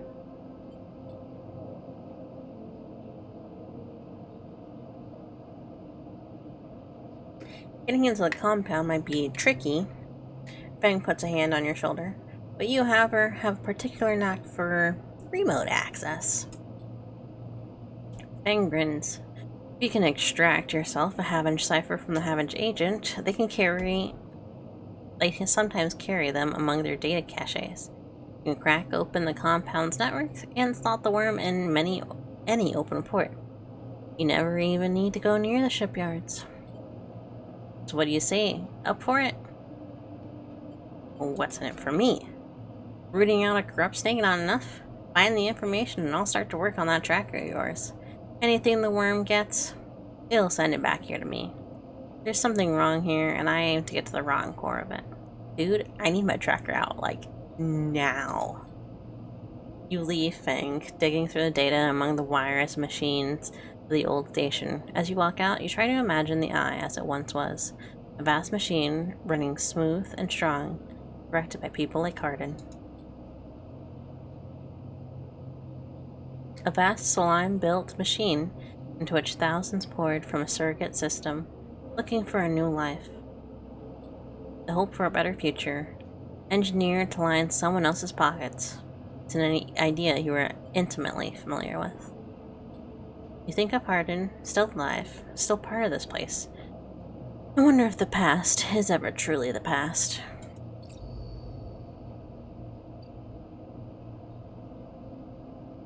So...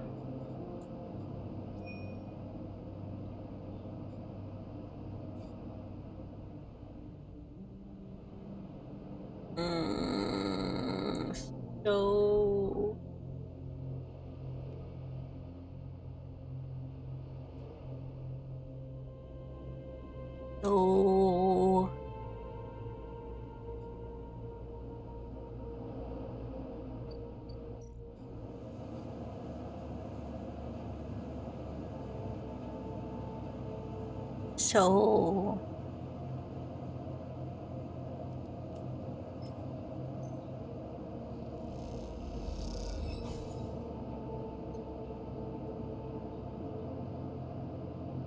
Oh. Wait.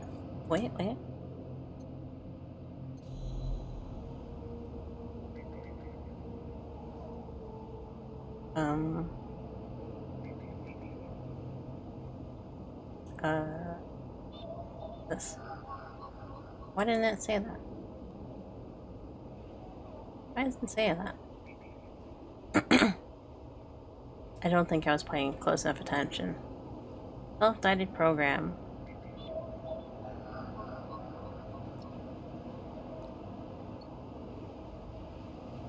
What do I do with it?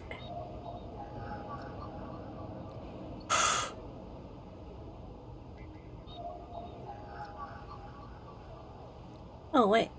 Oh, no, this isn't the correct one.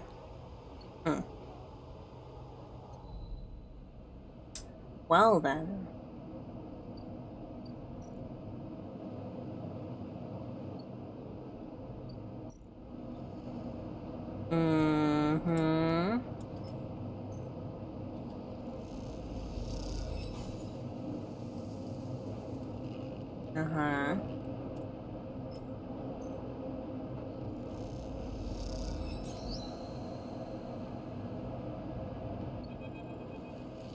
Well, squeezed into the office.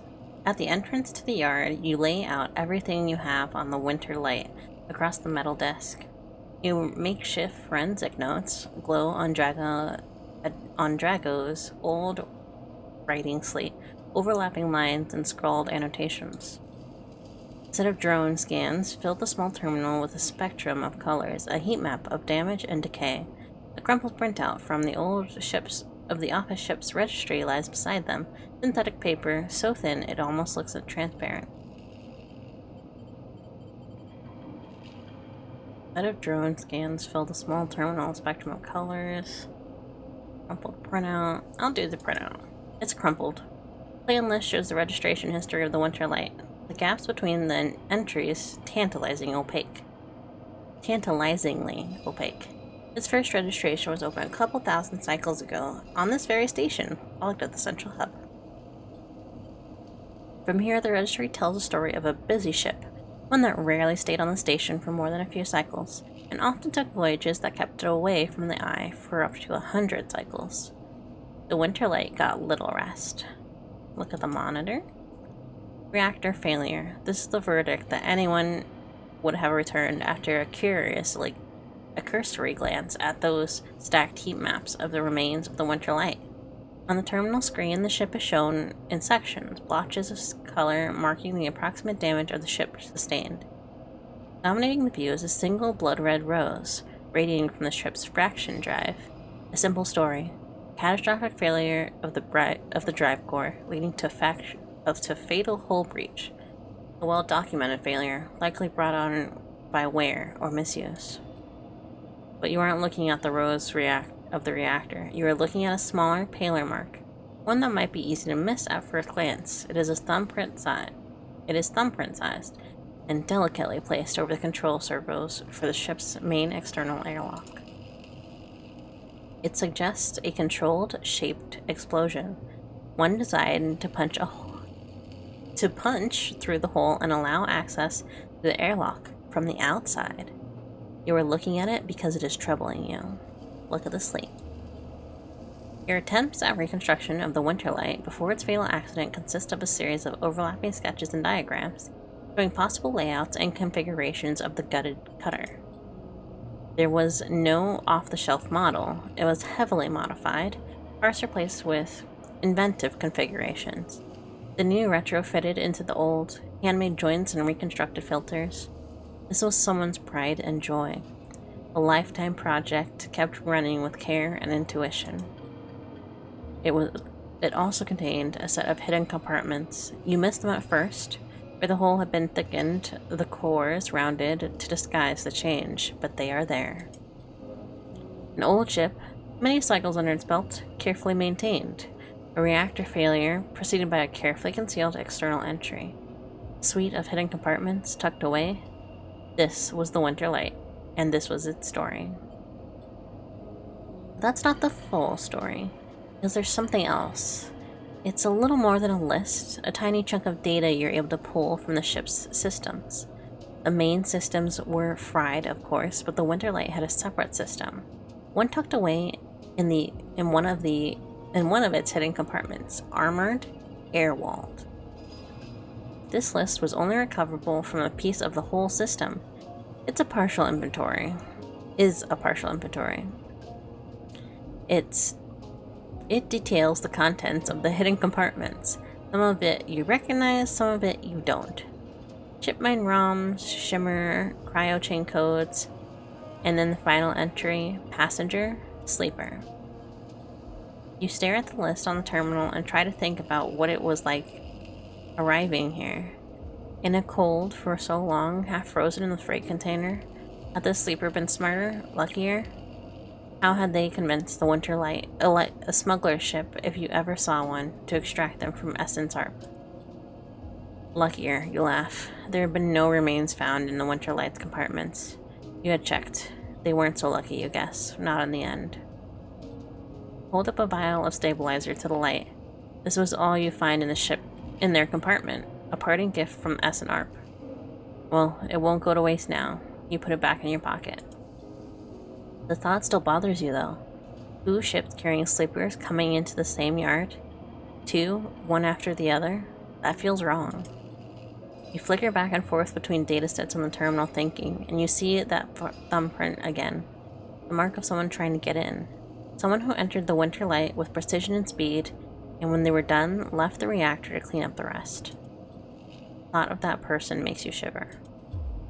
Suddenly, the office door creaks open. Draco stands in the doorway, staring at the equipment and the notes you have assembled. What's all this? He snatches the slate from the desk, faster than you realize he can move. You're running an investigation here? What am I paying you for? The drone on his shoulder starts whirring shrilly, his anchor passing to it through his implants. You hiding something? Hiding something? I'm hiding you, goddammit. And what are you doing for me? Digging around my business? He starts shaking his head. I know you have a lot of questions, but this isn't the way. He turns away, muttering to himself. This is the last thing I need. Who is bringing you these ships?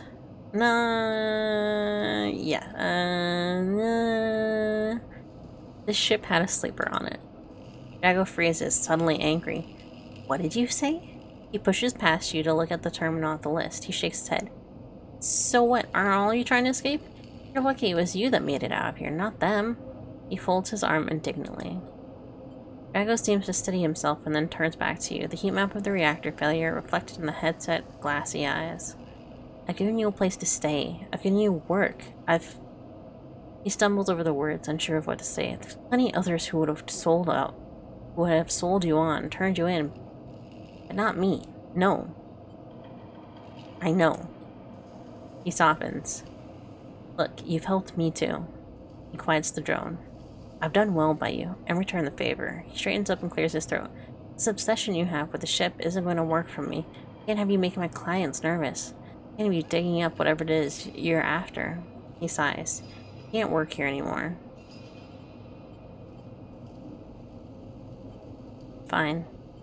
Dragos reaches across you and flicks off the terminal. As the light of the monitor dies, a kind of eerie calm falls over you both. Whatever this was, it is done. You've made it, Sleeper. You've made it out, Sleeper. That means you have to move on. What if they come for me? Then you run. You don't come here. You don't scream. You don't shout. You run. In the dark, Drago's headset glints, and you wish for a moment you could see his eyes and meet them. Maybe then he would understand. You get up from the desk, and Dragos gathers the notes, stuffing them into a pocket of his overalls. He holds the door for you, his headset as expressionless as always. You can stay in the container. I won't take that from you. Don't come back.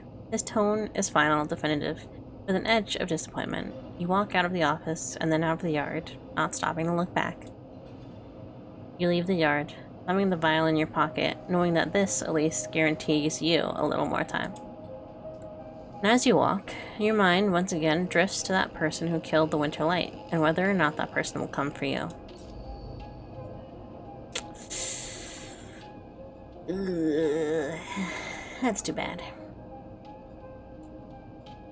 I have the parts for a ship. I have the parts for a ship mind. Do it. The fabricator whirs and crackles at his assembled the ship mine. It opens, reveal a completed but heavily dented unit. The core of a ship AI, amputated and in hibernation. I got points, baby. Icebreaker, agent nodes, give double the data. I'm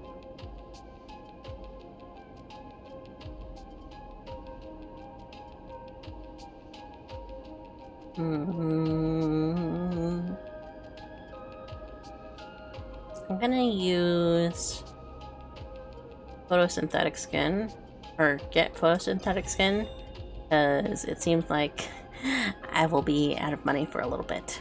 Oh, I still have 1 point. I'll get a +1.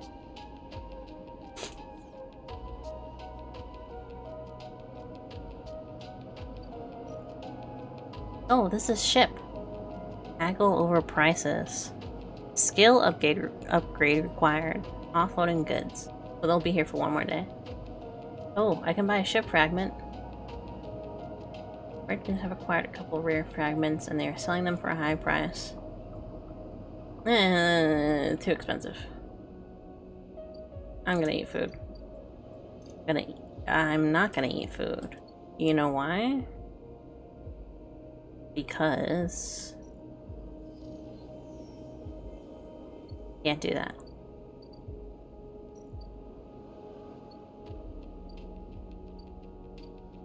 Oh, you have food here? What is this? I think he has a kelp stack in the back of a basement. Doesn't pay much, but he'll feed anyone who does a shift. That's not bad. Delivering noodles to the nameless units. Yeah, food. As for tips. That's a job. Free spoke. The fire spoke. Free spoke? Fire spoke. Free spoke. Not a fire spoke. Fire in space, probably not good. Single network of service passages. Alright. Well. How do I get this data thing done? I don't remember where I'm supposed to put it.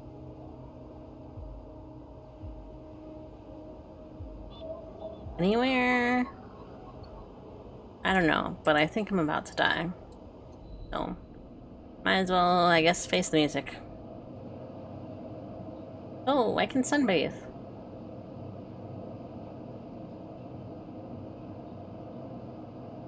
Your frame's photosynthetic skin allows you to gather energy through sunlight. The longer you stay, the better. I guess I'm ending the cycle.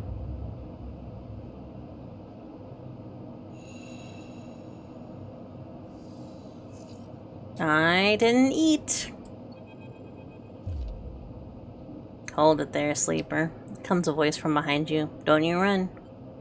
Stay still. Good, good. Hand pats your coat down. You know your master's voice. Ethan spins you around.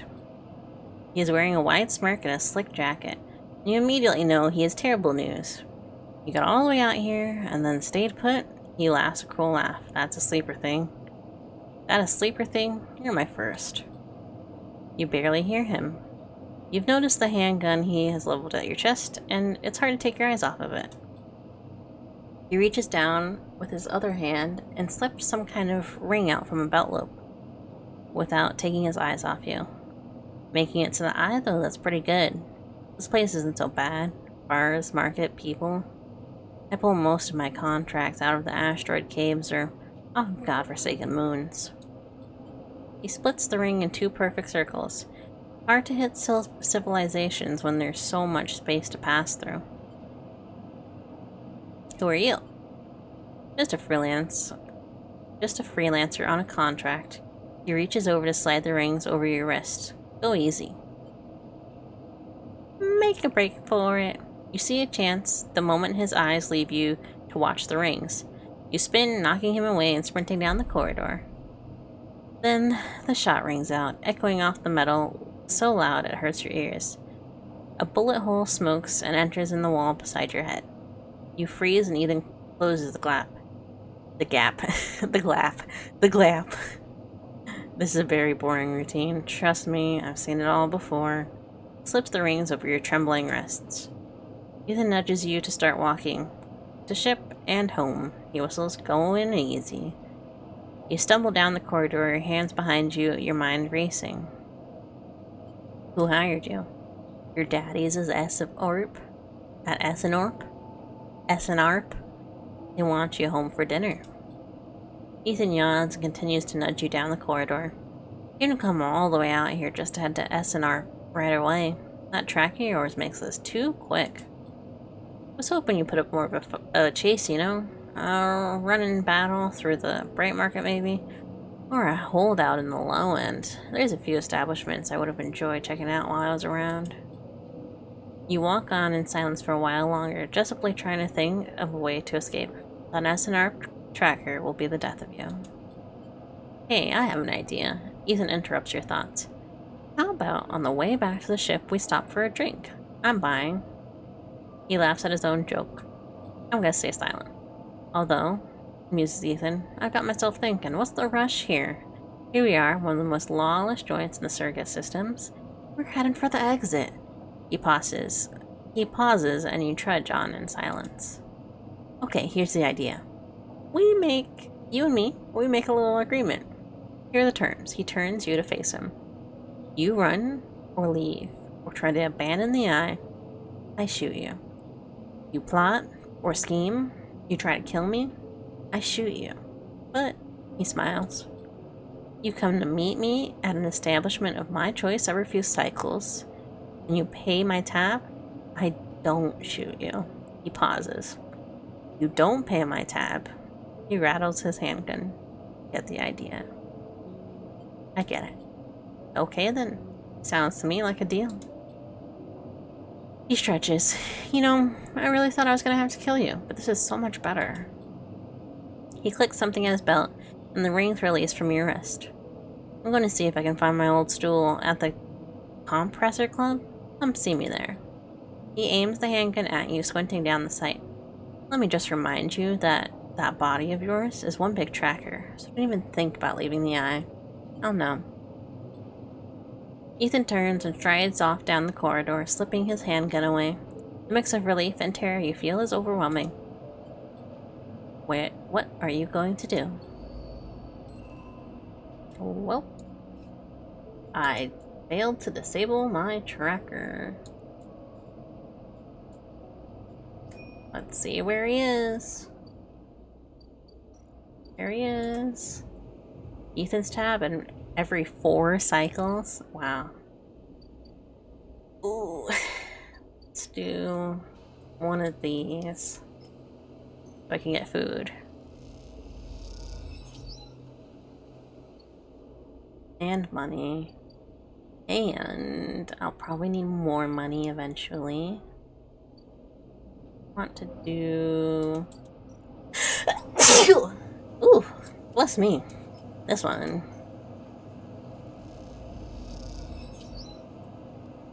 One more.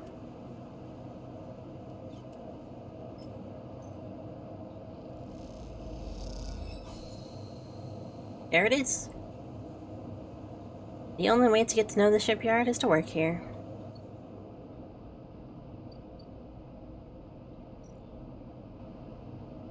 Oh. Cracking yet again. A slate in the office advertises the Havens are looking for informants on the gang's activity in the Eye. They'll pay. Oh, I see. Sophisticated tech is rare in the Eye, so the shipyards have to pay you for ship fragments they can dismantle and reuse. Well, that's too bad. Lem and Mina. Assembly line. It's assembled block by block. You earned a place on the team wielding those blocks together. Side reel is a web complex bundles. Ooh, I can do that one. And I get a +1. Actually, let me wait. Let me wait. Let me talk to these people. From the walkway, the side rail horizon looks impossibly vast. A landscape of plating and frames. All along her flanks, torches flicker, maneuver drones, arclight glints. The sense of scale of industry is both stunning and strangely unsettling. She's quite beautiful, I think. You turn to see a figure a little way down the walkway, leaning at the railing. He is thin, ragged, his work gear poorly fitting and loose. The torches of the side rail horizon flicker in his eyes as he turns to you. Lem, he leans back from the rail, revealing a child standing beside him, staring out at the ship. And this is Mina, he adds with a smile. Hi, Mina. She stares at you and tucks herself behind Lem, who dutifully picks her up. She's a little slow to trust, aren't you, Mina? She buries her face in the folds of his overalls. Mina looks out from Lem's chest, a dark brown eye twinkling among the rough material.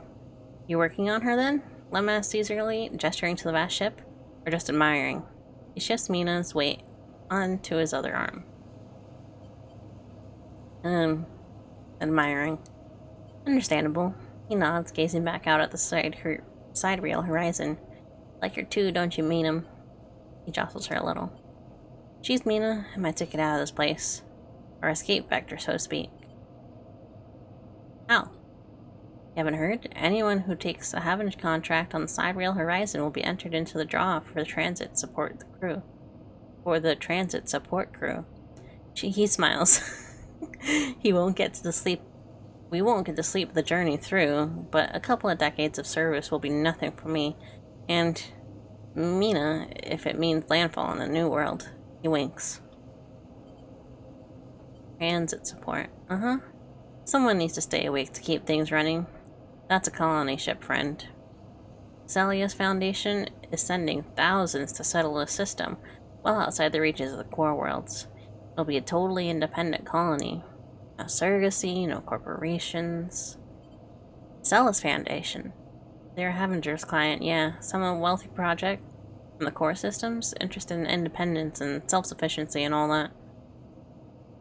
They hired the whole shipyard out. Helped rekit it and everything. He strokes Mina's hair. Someone else's dream, I suppose. But doesn't mean people like me and Mina can't tag along. Mina responds by pushing his hand away. Daddy, she whispers. Food. Pulling an exaggerated grumpy face. She glances furtively at you as she plays with a set of dog tags that hang from Lem's neck. I'm just chatting a little, Meanie. Give Daddy a sec. He turns back to you, and you suddenly notice how tired he looks. I'm not on the Havenge crew yet, but I'll work my way in. You can do it too, friend. We gotta stick together. He smiles a little shakily, and you wonder how long he's been working to break into the official shipyard crew. For sure. He looks out at the sidereal horizon as if trying to pull energy from those flickering torches from the vast hole. We've got to hold out, okay? You aren't quite as sure if he is talking to you. That's how it works. While he stares out, Mina catches your eye curiously. You agree, Mina? She straightens up and meets your eye. Daddy loves me. He says it stubbornly, daring you to question her. Lem smiles and lifts Mina. That's it. We hold on. He smiles sheepishly at you.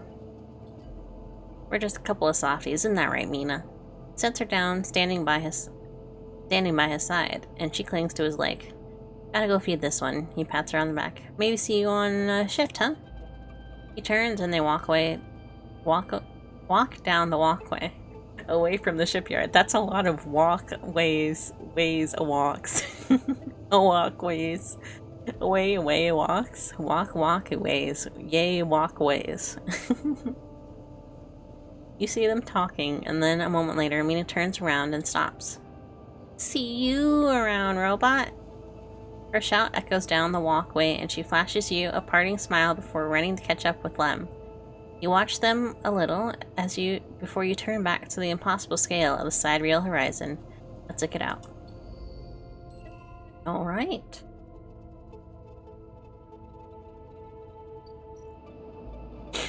I assumed this is where I was supposed to put it in, but the data thing. Still don't know where to do that.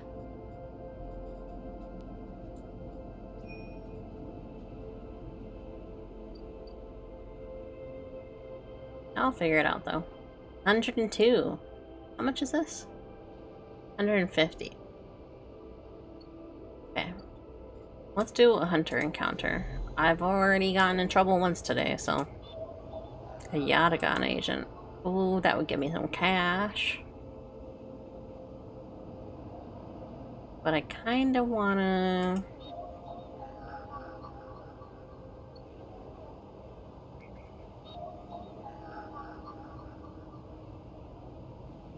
Let's do this one.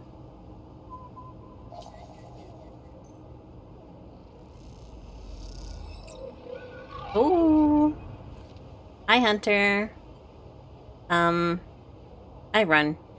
You turn away and glide back into the cloud, threads of data rushing past.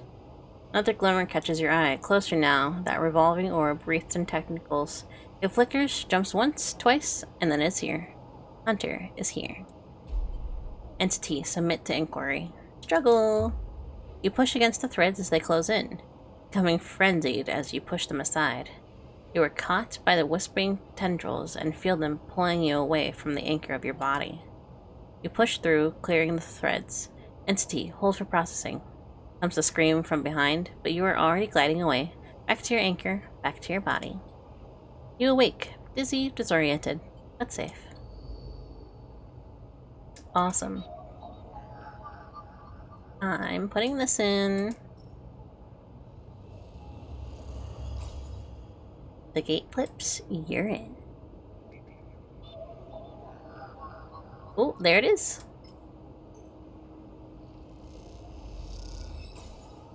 Nice. Alright. I escaped a hunter counter like it was nothing. Now I wait 3 cycles for the rip. And the one after that I'll have to go. Why did I do this?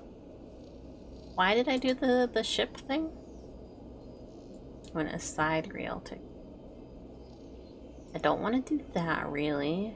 Revive. Find a doctor. Ethan's tab. Emphas. The Garreel caps. Shipyard worm. Why did I build a ship mine? Your newly built ship mine has impressed the port raiders, and there's no reason you can't build more.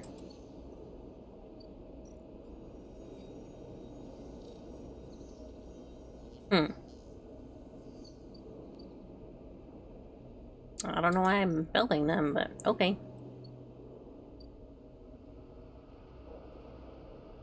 How much again?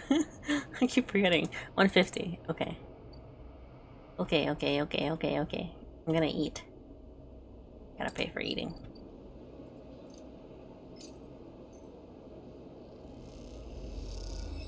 And then we'll spend the rest to hopefully get to 150 on the next run around. Oh, I could have done that. No, because I didn't have an extra thing.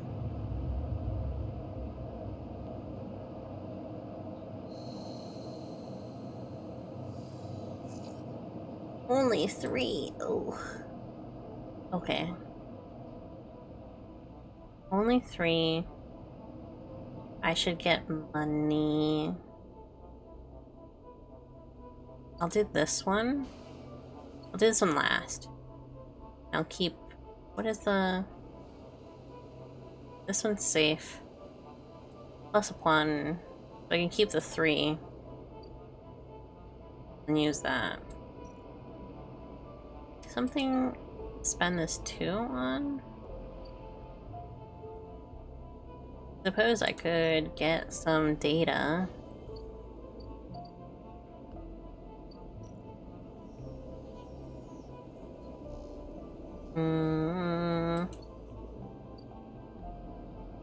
Oh, there's a shipment.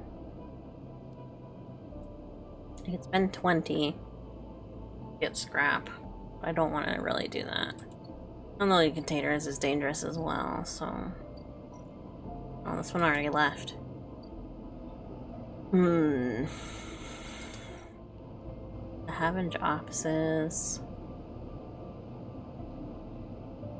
I don't know where else to get that now. I got those in the scrapyard. Let's do a Yatagan agent then. It's a Havenge. Is the Yatagan. Takes the 3. Of course it takes the 3. The one that I want to keep. 1 and a 3. A 1 and a 3. Of course they're all the 1 and the 3. Oh, this one's a 2. But this is a Havenge agent. Evan. This is the port. Little tunnel. I guess they're just a single node, even though they're listed as 2.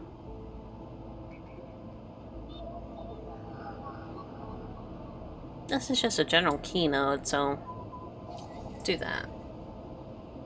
I got cryo as well, so that's nice. And go do that war.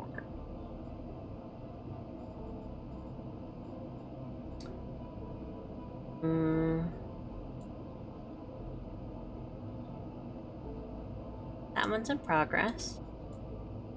Oh, right. How do I do this one? I assume it's working in one of these. do this one.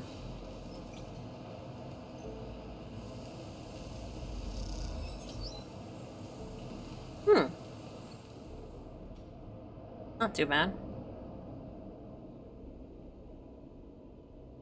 That's a 1. I'll do this one.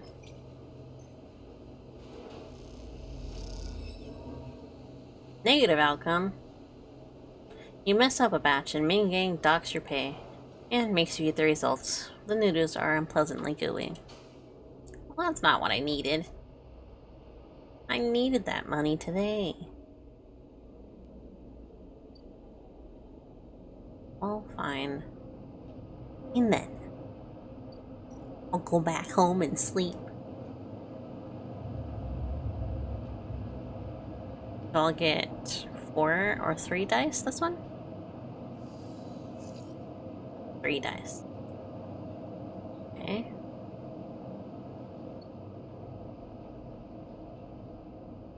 There's nothing particularly good in this one. So let's try this again.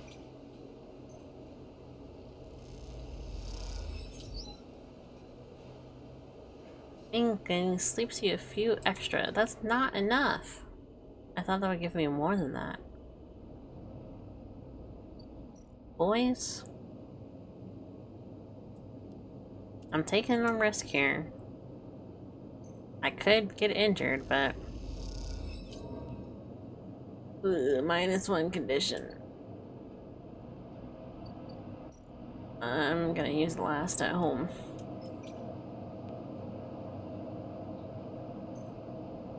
Sunbathe. Negative. Take a few moments in the sun to boost your energy, but rest less quickly. I have full energy though, so that's not bad. I do need to take this stabilizer. And that'll get me good. Then I can go pay for the other one the next time I get low. How much? I don't know how much his bill is gonna be. It'll be like $100. This bill isn't going to be small, is it? Yeah, it's definitely not going to be small. What do I do? These aren't ending on the same day, right? No. This one and that one the day after.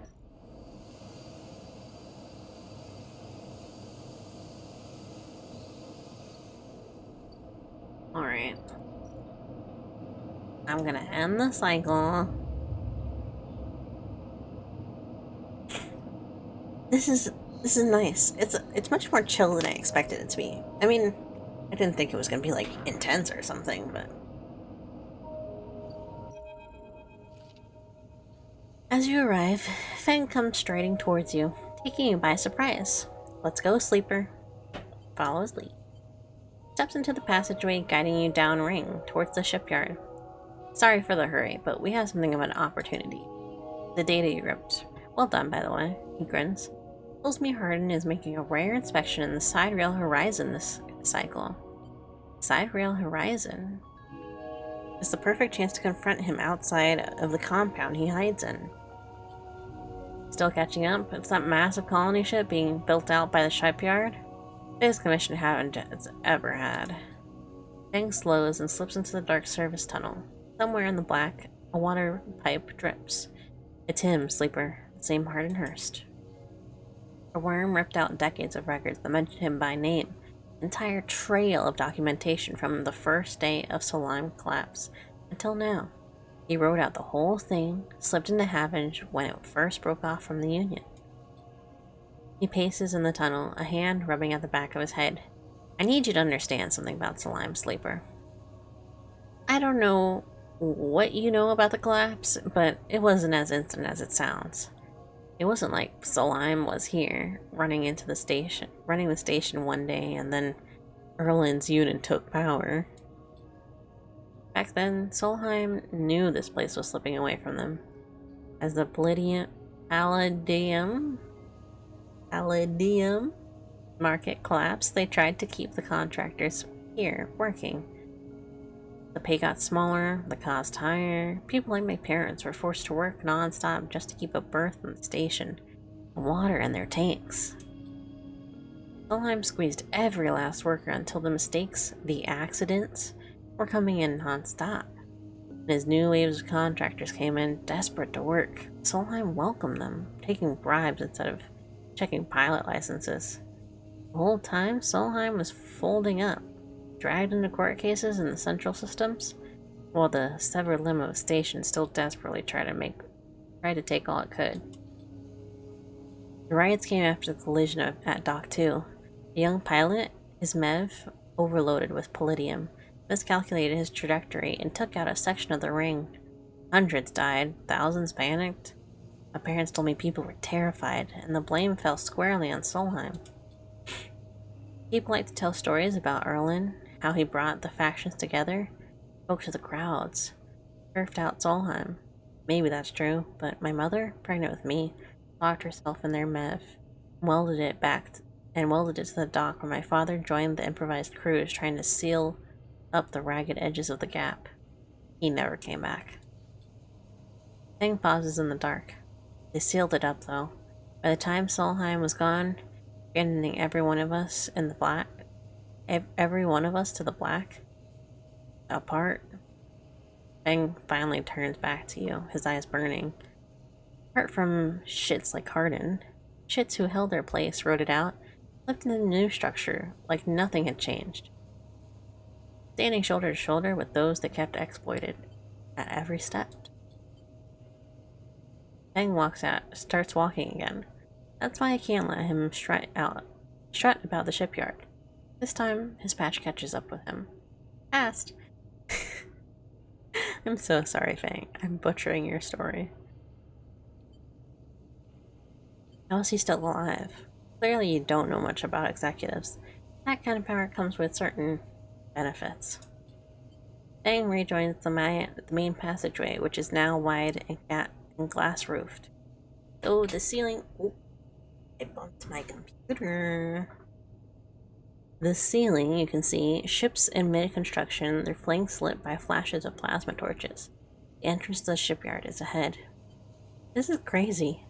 Feng turns to look at you. Don't come them. I won't force you. You stand across from each other in the corridor. What is it then, Sleeper? Coming or not?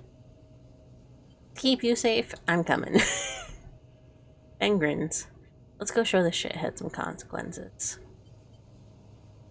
I'm skipping that part. It's a little bit of description. Feng seems to know exactly where he is going, and before long you cross into a huge dry dock, locked to one side of the side rail horizon. A network of platforms and scaffolding cling to the ship's hull, filled with workers and equipment. The sound is stretched out by the vast space of that welding. Cutting and sealing seems to come from everywhere at once. Both you and Feng spot them at the same time, a group walking slowly across gantry, and at the front, two men, one gesturing towards the ship, and the other, stick-thin, cleanly dressed with a shock of white hair. Hardin. You and Feng say his name in unison, and Feng sets up a staircase to the gantry, with you following behind. As you come to the same level as the group, the group is passing closer, the foreman gesturing to the work being done throughout the dock, and Hardin nodding along. Hardin Hurst, Feng shouts across the noise, taking you by surprise. His voice bounces and comes back in a rippling echo. The figures turn. Yes? Hardin asks quizzically, raising an eyebrow. He glances between you and Feng, and you see his gaze linger on your body, unsure of why a sleeper might be in this place. He looks boring. I expected a businessman. That's not a businessman. That's a tiny man. They're all so tiny. You're a traitor, Hardin, a Solheim executive who tried to hide here among its victims. Feng's voice is steady, strong. You stand for everything the Eye was rebuilt in the shadow of. Against everything Erlen stood for. Against everything Havin stands for. You have no place on this station. For a moment, stillness descends on the group, as if everyone was held in place by the rattle of construction. Hardin laughs. Well, good to meet you too. He glances around at those around him. Some are smiling, others nervous. You're from the systems branch, are you not? Asked Hardin, inspecting Fang's clothes.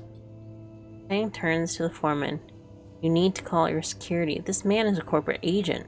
The foreman glances between Fang and Hardin, his hands drumming at his sides.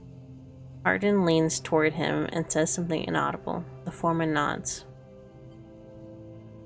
It's true. As you begin to speak, Hardin turns his attention to you. And what would a sleeper know about that? You accuse me of being a corporate agent. What are you if not exactly that? He looks around at his group who are already eyeing you with suspicion. You're a product of SNARP. You have no place in the Heaven shipyard. Who knows what signals you're sending back to your makers?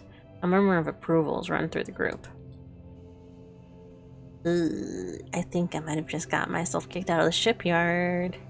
Fang holds up a stick of memory. You guessed right. I am systems. And I have records that link you to Solheim right here. He turns to the foreman again.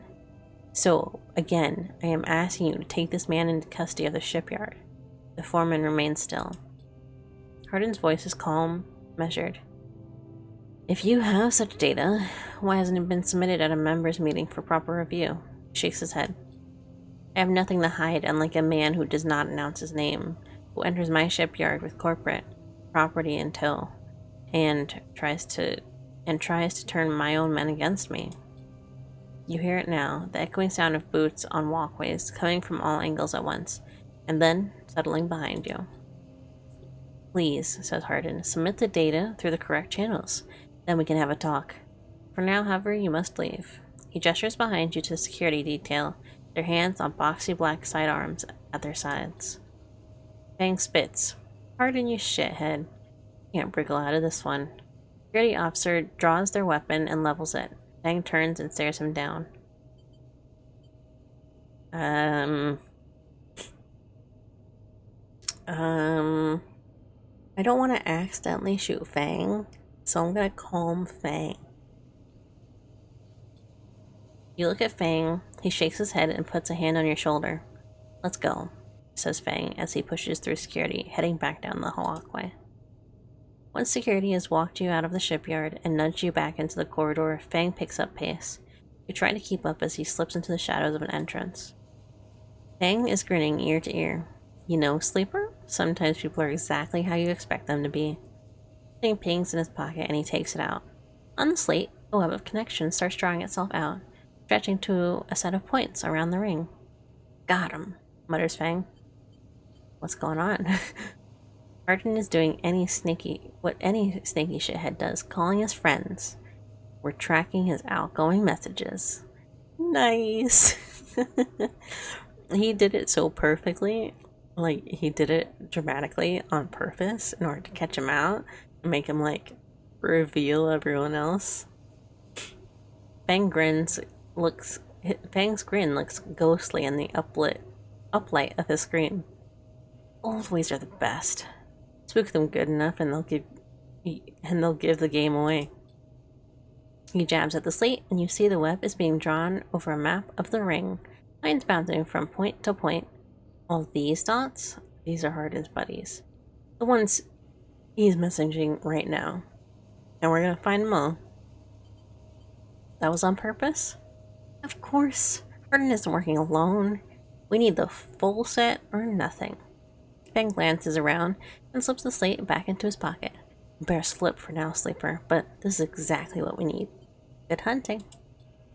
With a pat on your shoulder, Fang drifts away, back into the flow of people around the shipyard entrance. You watch him go, unsure whether to be angry or impressed. I'm impressed. Ooh, a negative. -4. Ever since your trip to the shipyard, Fang has been missing from his bay. What's going on? Oh no. Upgrades! Keep 2 dice even when condition is breaking. Wow. You roll all of your dice once per cycle. Dice actions will display potential positives.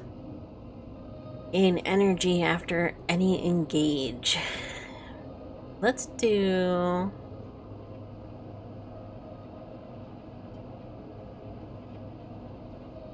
Let's do this one so I can gain some scrap when I need to.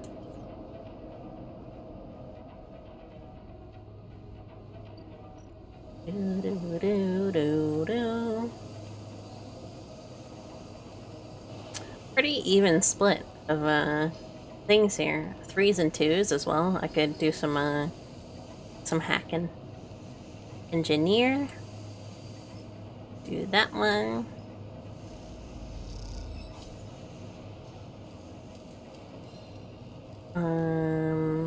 I can't do it again.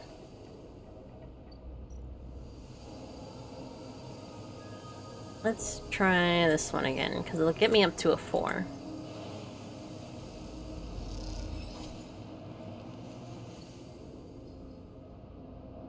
And I'm gonna...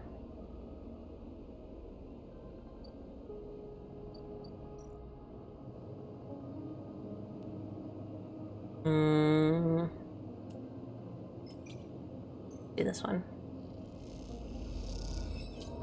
Ooh, negative outcome. But I got cash. I don't know how much this is gonna be though. Let me spend the last 2 doing this. The safe, so...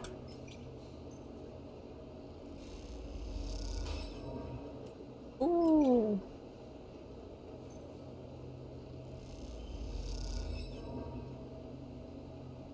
Still negative outcomes. I didn't get any pay.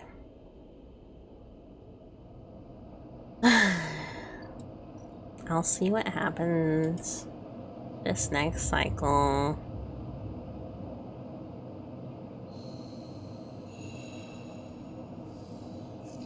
I still got 5. That's good.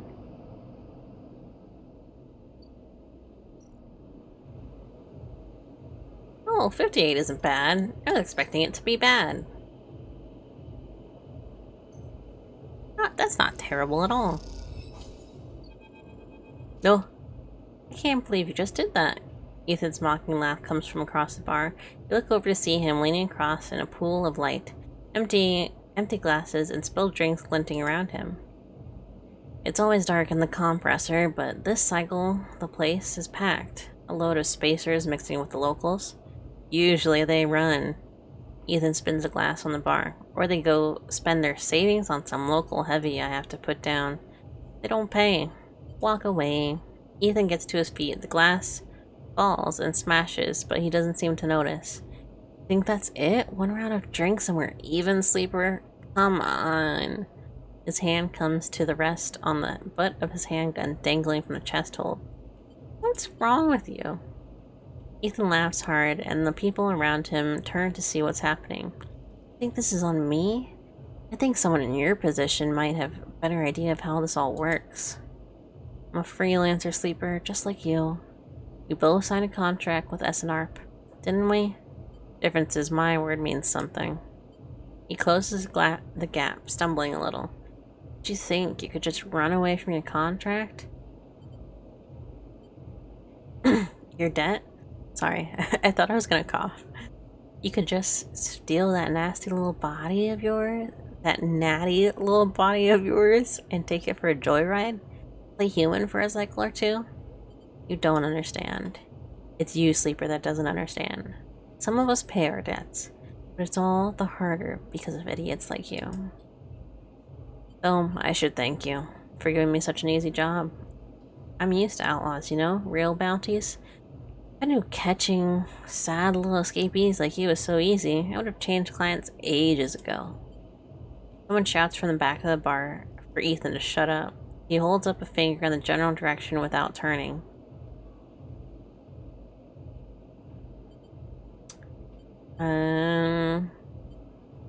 You know what? Shoot me or leave. Oh, I see. Toughening it up here. He gestures wildly at the crowd. Thumbs up or thumbs down, folks. Most turn their backs to their drinks, no longer interested in this tired show. Ethan mutters insults as he walks back towards the bar. Ethan sits heavily back down on his stool. Searches through his glasses for one with something left in it. The thing is, Sleeper, I can find you anywhere. It's actually wild you haven't figured it out. That body isn't yours, and it always will always betray you no matter what. He finds a glass and downs the contents. So please go. I'll catch up with you whenever I need another drink. He laughs and taps the bar of a fresh drink. Leave. You turn on your heel and are out of the cloying dark and the sweat stench of the compressor. You walk hard and fast down the walkway, anger driving your footfalls into the metal of the rim like hammers. That's every 4. Ooh, I got an upgrade point. Okay. Let's do this one, because endures for... It's 2 points. Then let's do... Let's do Intuit, just to see.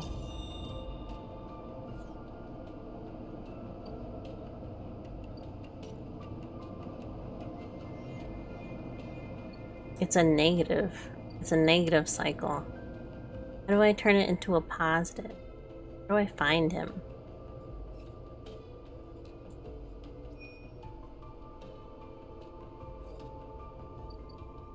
You think I could hack around and figure it out? Either way, I need money again, so gotta do this. Perk predictive reasoning, plus 12 cryo on either one if I get good. Oh, actually, I got a lot of 4s. That's not bad.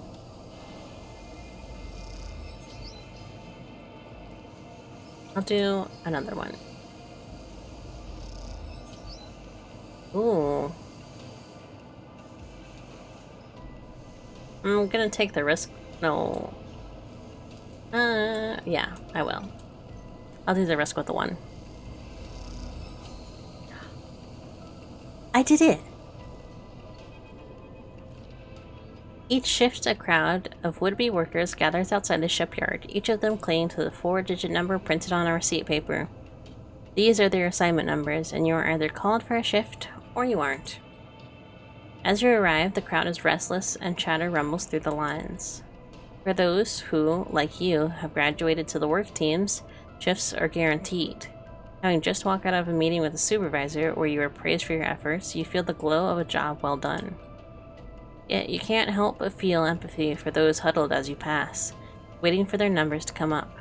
You keep your head down as you leave the shipyard, feeling a little guilty as you do. Hey Sleeper, wait up! Lem's voice trembles as he shouts from above the rubble of the crowd. You turn to see him pushing through, Mina crying in his arm. Lem. Good to see you, friend. He's breathing hard after shouldering through the waiting workers. You made the work team, good for you. He tries to catch his breath, stroking Mina's hair as he does. Shh, baby, give me a second here. He smiles weakly at you as he tries to comfort her, and her cry had started to fade. Out of the crowd, he sets Mina down by his side, shiny streaks down both of her cheeks. As he does, you see he is clutching an assignment number of a crumpled paper. Mina okay? She's good. We just had to rush up here. He puts his hand on her shoulder, and she clings to his side. Esther, who usually takes her as sick, stretches down. I don't know who... A noise sounds from the entrance, a klaxon followed by a list of numbers growing brightly on a display screen. The crowd responds instantly, pushing and pulling as people try to wade to the entry checkpoint. Lem stops and turns back toward the crowd, then glances down at the crumpled number. That's my number. Shit. Mina? Go, I'll watch her. He blinks a little, staring. Thank you all. He crouches to Mina. You are going to stay with our friend here, okay? They're going to keep you safe, and he stands back up. Here, take your bag. She's got food, she's got... Shit, I have to go. He backs away into the crowd. Mina, I'll be back real soon, okay? Be good. Then Lem disappears into the rolling crowd, who are now trying to get the shipyard before it locks down. Mina stands staring, suddenly small without Lem at her side. She fixes you with a dark-eyed look you can't quite meet. Hey, Mina. She holds her stare, unmoving, two parallel tear tracks still glinting on her cheeks. Look in the bag. You unlatch the top of the bag and see a few metal containers fashioned from scrap components. A battered slate sits on top, blinking a low battery warning, and tucked inside it is a ragged rabbit, hand-sewn.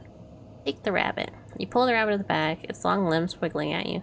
Mina goes to jump and grab at it, but holds herself back, stands and hugs herself, eyes on the rabbit. Give her the rabbit. You hold the rabbit out. Mina snatches it from your hand. She hugs it tightly without looking away from you. Bun Bun, she says, staring you down, ferocious despite her size. Hi, Bun Bun. You move a little closer as you speak, closing the gap. He doesn't speak, she says. She looks at you suspiciously, but her face softens a little. She waggles Bun Bun in front of you and walks up to your arm and onto your shoulder where he sits. She pokes your arm a couple of times. Are you really a robot? I am. So cool. Mina has more questions. Lots of questions. Questions about how you breathe or if you rust, but before long you were talking about rabbits and what Esther, the lady who usually takes her, smells like, and whether or not fairies live in the eye's heating pipes.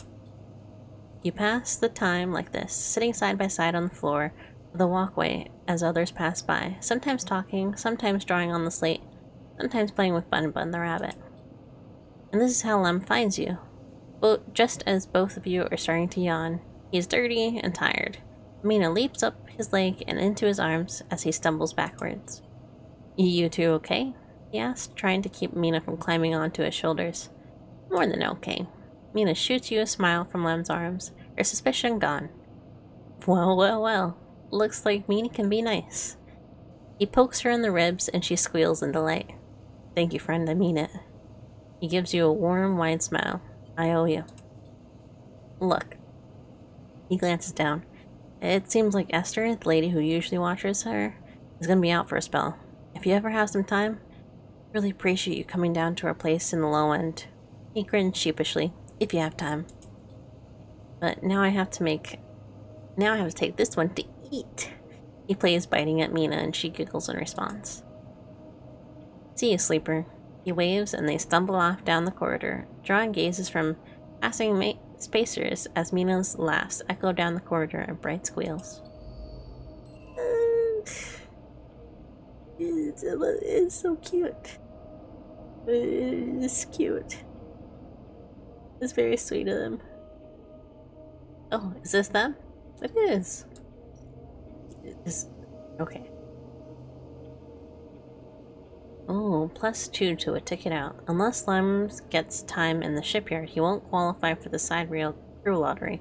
Watching Mina gives him that chance. Okay.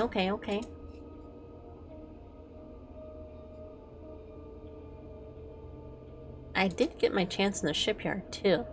So it's not like I can't take some time away from it.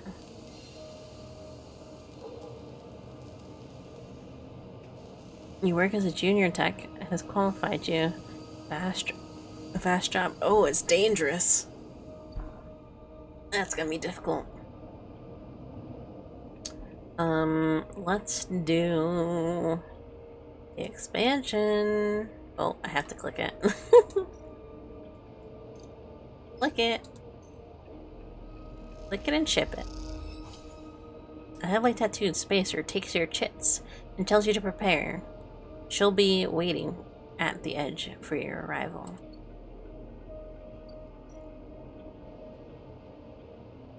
Take the ferry across the Founders Gap to the Greenway. Cross to the Greenway. As you step into the passageway, someone barrels into you from behind, sending you stumbling down the corridor. Oh, pretty lady. You turn to see an unfamiliar spacer. Laden? I thought it was a name. Laden with heavy gear. She steadies herself, staring you down as if daring you to respond. Sorry. She adjusts a strap on her shoulder, holding up a hand in recognition before setting off down the corridor. Sorry for her. The second spacer smiles at you apologetically. She's on a mission. When she's on a mission, they shrug. Not a problem. They smile. You're sweet. Peek. Esh stands further down the corridor, glowering at her friend. She chops at the air, pointing down the corridor to whatever end she is rushing to. Peek raises their eyebrow at you. Esh, please. You want everyone in the station to hate us? Esh hardens. They want to hate us. They can hate us. She drops her hip. I'm not exactly seeing as much love as it is. We're lucky we got through before they set up that damn cordon. Cordon? He gestures in your direction. See, they don't even know what you're talking about. This station isn't Hawthorne. Not everyone has to follow some corporate protocol. Esh sighs. I'm not saying they are part of the administration. She jerks her head in your direction. I'm saying we need to get supplies to the Briar before someone starts asking questions. I help? Peek smiles slyly. See, Esh, help. Isn't it exactly what we need right now? Peek. Esh rolls her eyes. Peek ignores her. We are with the refugees, the ones have cordoned off from entering the station. Esh interrupts. The ones that have been quarantined in makeshift vessels that barely made it into the eye to begin with. The ones that your station administrators have called an existential risk and are running out of supplies, while their right to safety is being debated by people with no stake in their future. I was going to say in their own future, but they're obviously talking about their future. She quickly looks away, annoyed at her own outburst. Peek's eyes. You're right. People are trapped out there, and they turn to ash. We understand that this is a big problem for the Eye. Hundreds of refugees and more ships turning up each cycle. They hold up a hand to stop Ash interrupting, but Ash turns away, her burning anger a palpable force in the close quarters of the corridor. They need supplies, and after everything they've been through, the quarantine isn't helping. That's difficult. Peek forces a smile. Peek, please. Esh gathers herself and the supplies. Esh, we need help. Just like the refugees need us, we need others too. They smile at her. Peek turns to you. Come find us. The climbing briar is docked in the broken spoke, past the greenway and the wastes. We have a good view of the cordon, though we're keeping a distance for now. Come help us. They squeeze your hand. Esh turns to leave, and Peek follows, waving goodbye. A moment later, Esh shouts something down the corridor. Don't bother coming up empty-handed. You want to help? Show us. Bring supplies, or don't come at all. And with that, they disappear around the corner. Esh already picking up speed as Peek calls for her to slow down. Refugee floatal? Floatial?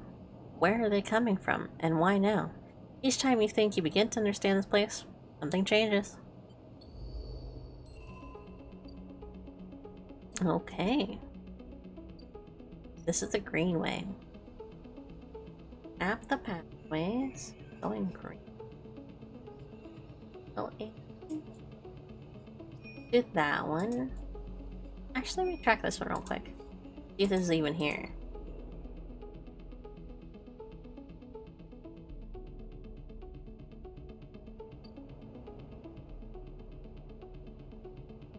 It does not look like it. The climbing briar, that's where they are. The wastes. Out here, everything is scrap.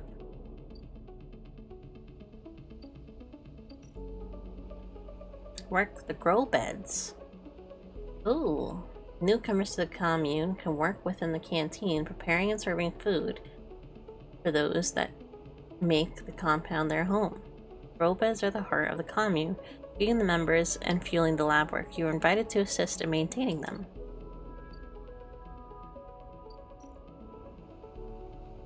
Map the pathways. Rather than simply thrash through the undergrowth, you might sketch a map of this overgrown jungle to try to better navigate its hazards.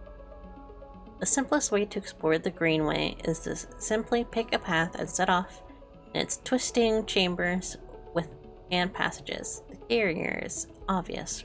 This carries obvious risks. I can do this one.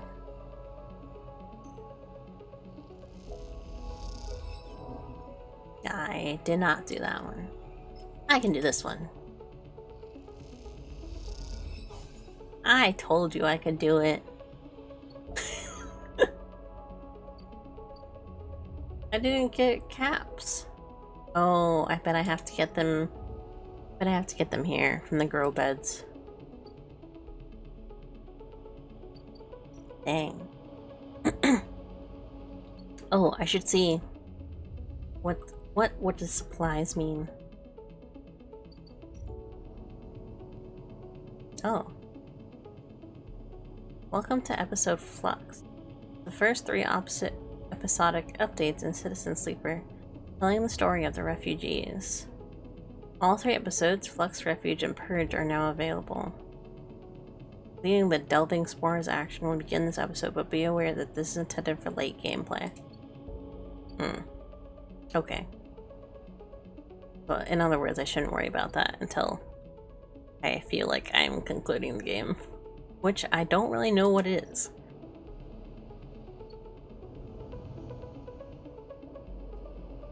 I went across the gap.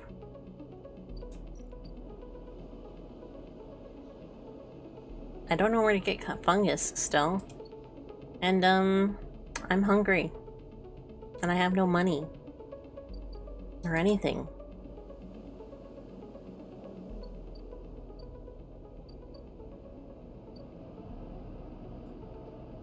Alright. Vital aid. What's the next? What's gonna be on the next cycle tracker? Or probably Fangs. Only 3 away? It's 1 ahead of this one.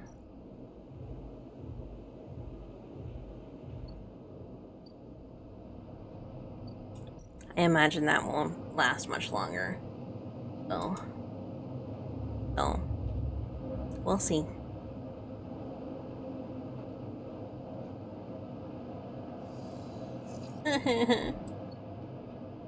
Starving. I should work. Make sure I have enough money. And with the positives, I definitely need to.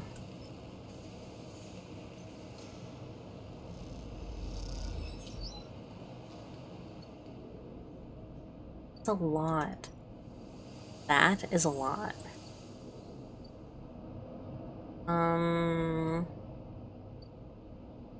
I'll do... I'm at the whatchamacallit. Yeah, garden.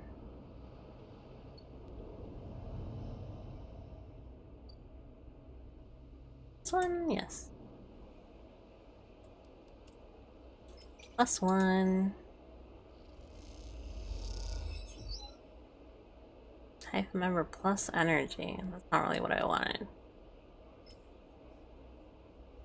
Neutral, neutral, neutral. Not bad. But that one didn't give me energy, this one did. I also didn't get...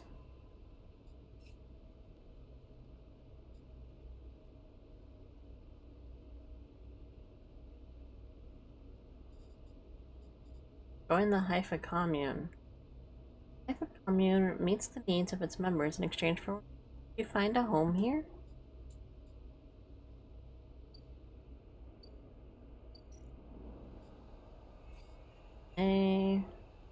Walking the Greenway. One of these two probably will do it. I'll have to try that one next. I'm also starving still. But I can buy food. Huh?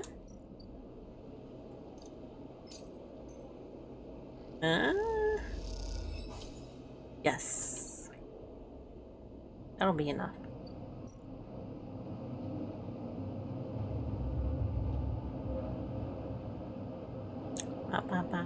Ba ba ba.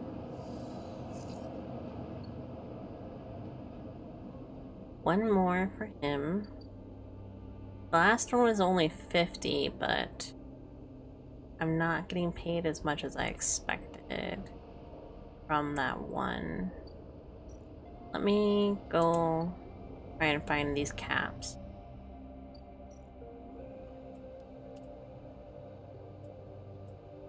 I'll take the risk. Neutral. Not bad.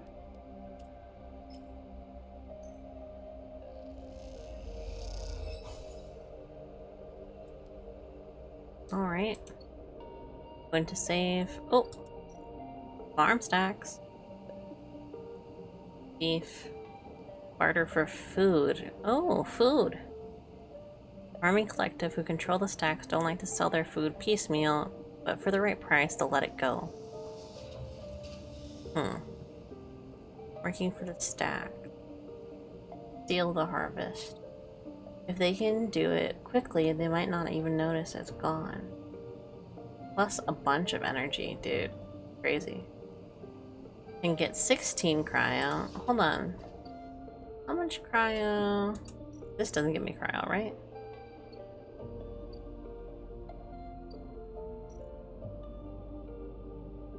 Oh, this has scrap. It loses a lot of condition, but it has scrap. Where do we get the grill caps? Where are these mushrooms? They must be here. That's... right?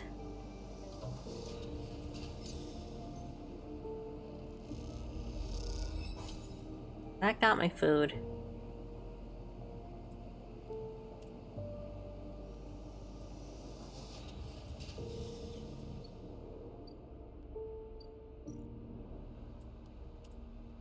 I'm doing this one.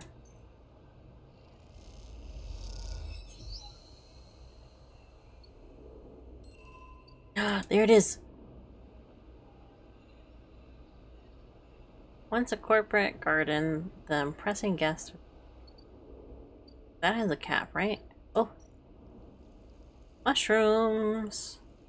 Orchard funguses. Oh, but that was danger.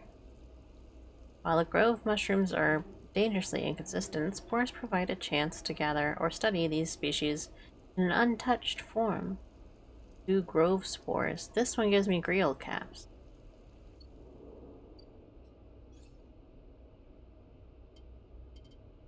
I need into it. I need to upgrade into it.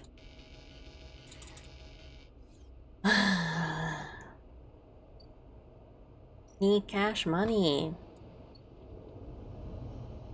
Might as well go work my job. How much? Not this one. How much cash is this one? 13?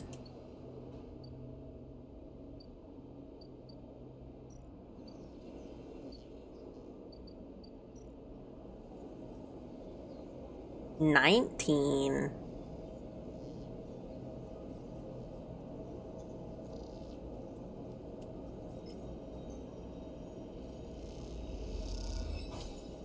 $12? Not bad.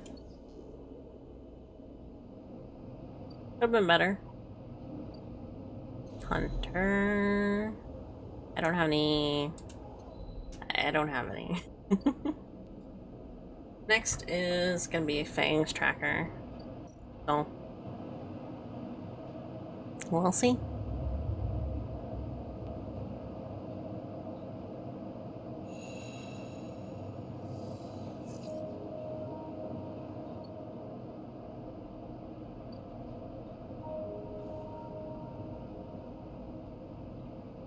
Is Fang dead?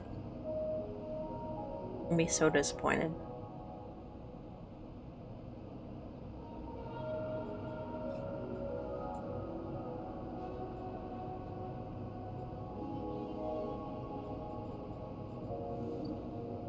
I'm gonna be so disappointed if Fang is dead. Hold on.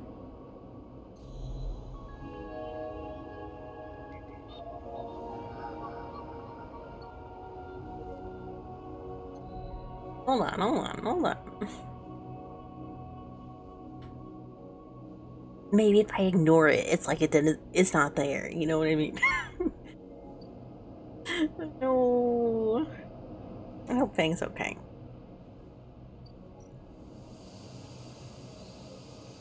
We're gonna do this. Oh, positive or neutral. That's not terrible. Oh. Oh. I got 30. Not bad. Oh, I'm up to 30. I need more than that. Oh. Oh. Uh-huh. Please.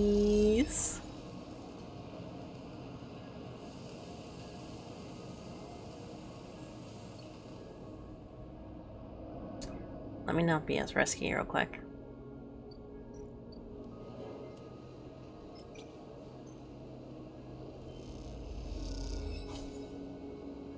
Noodles. That gave me food. That did not give me money. Please. Nice. As long as it costs 50 again.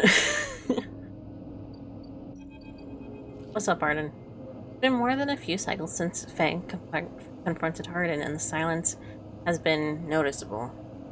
In your time with Fang, you haven't exactly found him to be reliable, but you did expect to hear the end of whatever plan he put into action. But if he won't come to you, so you think as you approach the Havenge building, then it's time to come to him. After all, he did promise to fix your tracker, and you're getting nervous. As you approach the bay doors, you see them wide open, and light pouring out of the once dark room. Stacks of servers and terminals sit outside the bay, suddenly robbed of their mystery by the bright flood lamps. A figure in Havenge security fatigue steps out of the bay as you get closer, carrying a stack of hardware. Approach. As you get closer, you see the security officer taping up machines from Fang's stash with what looks like hazard tapes. This isn't good. You again. Hardin is there, leaning beside the bay entrance, so calmly that you barely noticed him. He has a slate in his hand, an inventory of seizures scrawled across it. Predictable.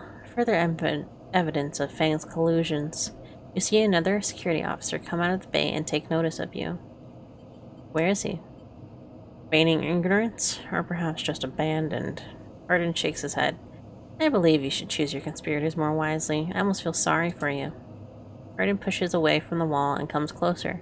Don't worry, Sleeper. We have all the evidence we need. A confession won't be necessary.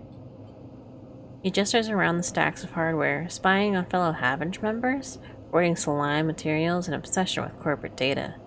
Speaks for itself, does it not? Stay silent. Nothing to add. He looks up to a glass roof above and the stars beyond. We are the ones that provide the oxygen you're breathing, the light you're seeing, the systems you use every day to live out your cycles. This place was hard fought for, Sleeper. It took work, diplomacy, and strength to stop the Eye descending into chaos after Salime collapsed. Not blind conviction or self-interest. Fang isn't selfish. He isn't shellfish. I know all about the background of our mutual friend, Sleeper. Don't worry about that. His parents would be sickened by the damage he is trying to do to the institution they helped founded. You see, Sleeper, we are proud of our history here. Andre Erlin and the First Union founded this place, and Havenge has welded his values into the station's very walls. We will never turn away the hard-working, the just, the true citizen of the Eye. Havenge aren't the gang like Yatagan. We aren't pirates like the spacers you'll meet in the hub, or esoterics like the Haifa radicals in the Greenway. We are the backbone of this place, proud and true. We named Erlin's Eye, Sleeper. This is our station. He meets your eye, so please take your false accusations elsewhere before I decide that I need that confession after all.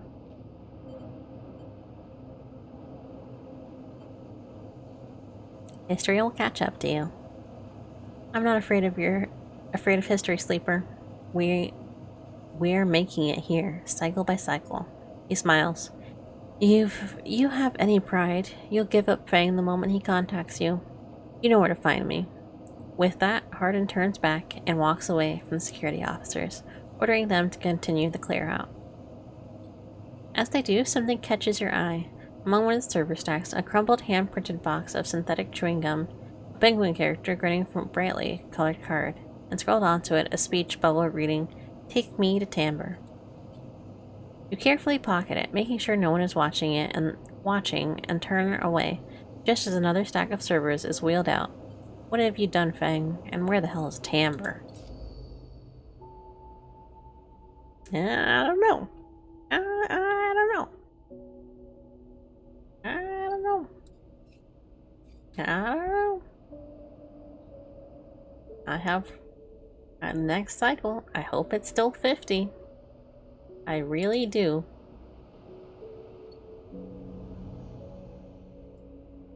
Take me to Timbre. Oh, it's Timbre.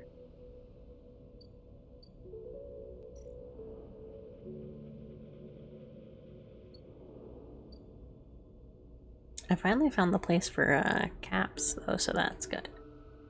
That's the main thing that I wanted.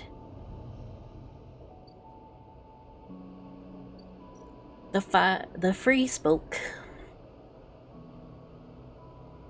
Climb requires bravery.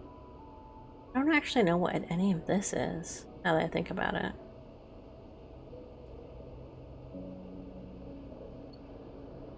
Why would I climb that? I don't understand. Well, next cycle.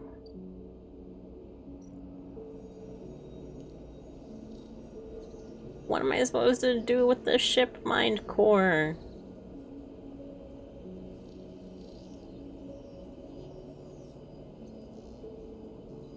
I feel like I messed up by not working at the shipyard anymore.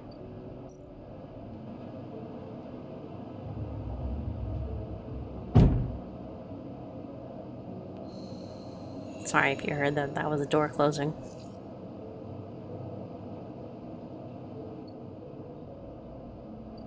Let me make some money first. Let me make some money first.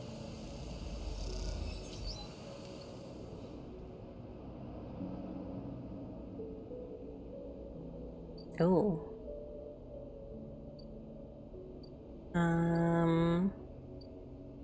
Hold on. You do this one. The hours crawl by. Negative outcome, and you're desperate to get out when Lem finally returns. Mina is crying and she refuses to talk to me. By the end of the day, Mina curls up in your lap as you read her a story. She's asleep when Lem gets back, and you two eat together. Alright, that's fine. Let me do some hacking real quick. Just in case that, you know, the bill is, more expensive this time. 1 or 3? Can I get a 2? Can I get a 2? Can I get a 2?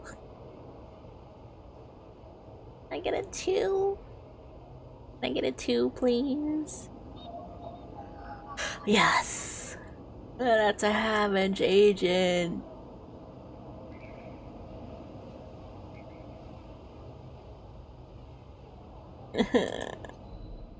What is this one again? Yatagan. Fragment supply. Oh.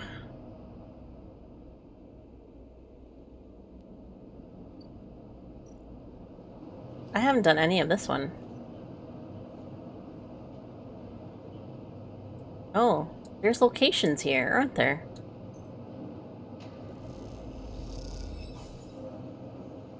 Oh. There's locations here.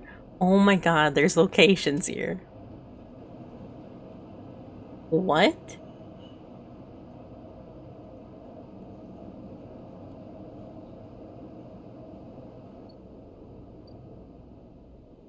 I can't believe it. This is crazy. Compressor is quiet today.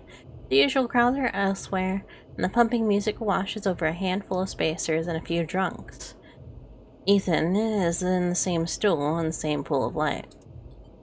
His head is low, close to the bar, and the bartender is ignoring him. Approach him. As you get closer, he lifts his head and turns. Sleeper! He turns to look at you. Time to pay up again, is it? He gestures to the bartender. Come here, take their chits. Stay silent. Bartender ignores Ethan. It seems they've cut him off. Hey. He slams a hand on the bar. Take the chits. The bartender ignores him. Ethan lets out a huge sigh, rubbing his eyes with his palms. He reaches towards his holster. His elbow slips and the gun tumbles out. It clatters on the bar and falls to the floor, bouncing onto the ground between you. Both you and the bartender look at the gun. Stare at it. Butterfingers, says Ethan, and puts out a hand, beckoning for you to give him the gun back. If you would. The bartender looks at you warily. You crouch down and pick up the gun. How skilled do you think he is? If I pointed this at him, would he snatch it away from me?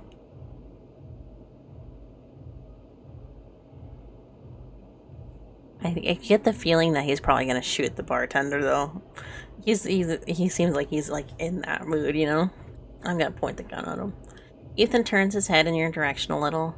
Sharp, pale eye locking with yours. The bartender backs away. Oh, he turns on the stool. Oh, sleeper. He stands. This is more like it. I'm gonna wait. You hold the gun steady, training it on his head. Ethan smiles.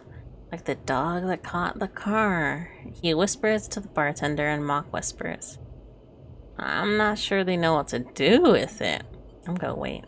Keep the gun on Ethan. You keep the gun on Ethan. Ethan smiles at the bartender. Oh well, he says, and grabs the gun, slamming it back into your face in a single move. You stagger back and drop to a knee. Somewhere nearby, the gun clatters onto a surface. The hit's a glancing blow, but it makes your vision swim. Through the blur, you see Ethan wrestle a small, thin slate from his belt and hold it up. Enough of this. I'm logging the job and calling it in. No more playing. Your head aches. Ethan taps a few more screens impatiently. He swears and taps again. He starts shouting a dull echo to your ringing ears. He starts screaming at the slate and throws it across the bar. He crouches down and grabs you by the chin, his face close, his breath heavy with drink. SNERP just screwed me. They canceled the contract. They canceled the contract, he shouts at the ceiling of the compressor. You stand up, struggling to your feet, the sting of the hit fading. Ethan is rubbing the back of his temples, his face pale. You hear the clicking sound like coins being counted, like bullets being loaded into a magazine. When you shake off the last of the blur, the bartender has Ethan's pistol trained on Ethan's head. Ethan stumbles back towards the middle of the room, all eyes trained on him. I'll kill all of you, he screams. He stumbles into the wall, spinning away towards the door. I'll be back for that, he shouts at the bartender and lunges out of the compressor. You steady yourself on the bar and catch your breath. The rumbled conversation returns. The bartender goes to say something, but then thinks better of it and begins to clean the bar. After a while, you wander out into the light of the bright market, looking for Ethan around every corner. Oh, it's a cycle of 4 again. Ethan may be disarmed, but you doubt you've seen the last of him. Oh, that's not even 4. 1, 2, 3, 4, 5, 6, 7, 8. That's not bad. I wonder why they canceled on him. But hey, that means I got more time now. I think I'm gonna buy some scrap.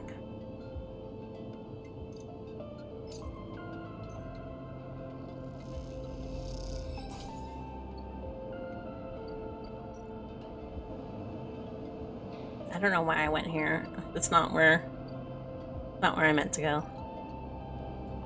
Oh, that's not what I wanted.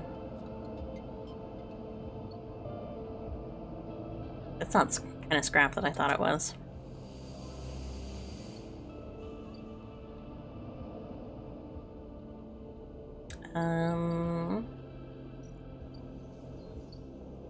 I guess I'll just sell it.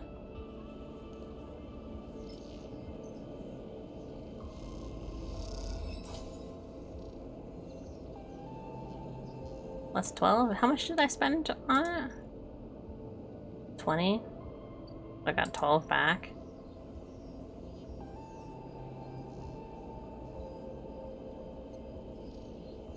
It's not great, but it's not bad. Doesn't get me anything extra. I guess I'll need to do this next time now. This next cycle. I think we'll go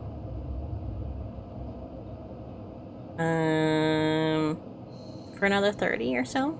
We hit 4 hours. I only have 3 dice. Here we go. Oh. I got both. I got both. That's crazy. Ooh, a mercenary. A sealed dock. Why the heavy security door for a decaying lock? I have 3. Oh, I only need 2.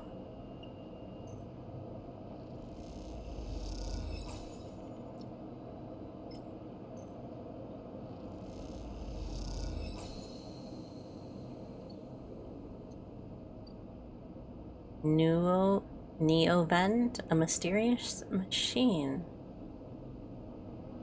Interesting. Okay. Okay.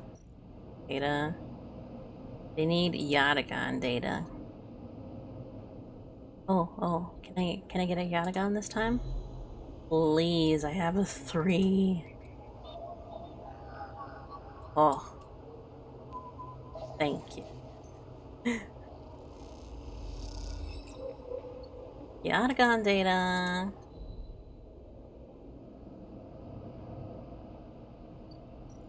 Yatagan.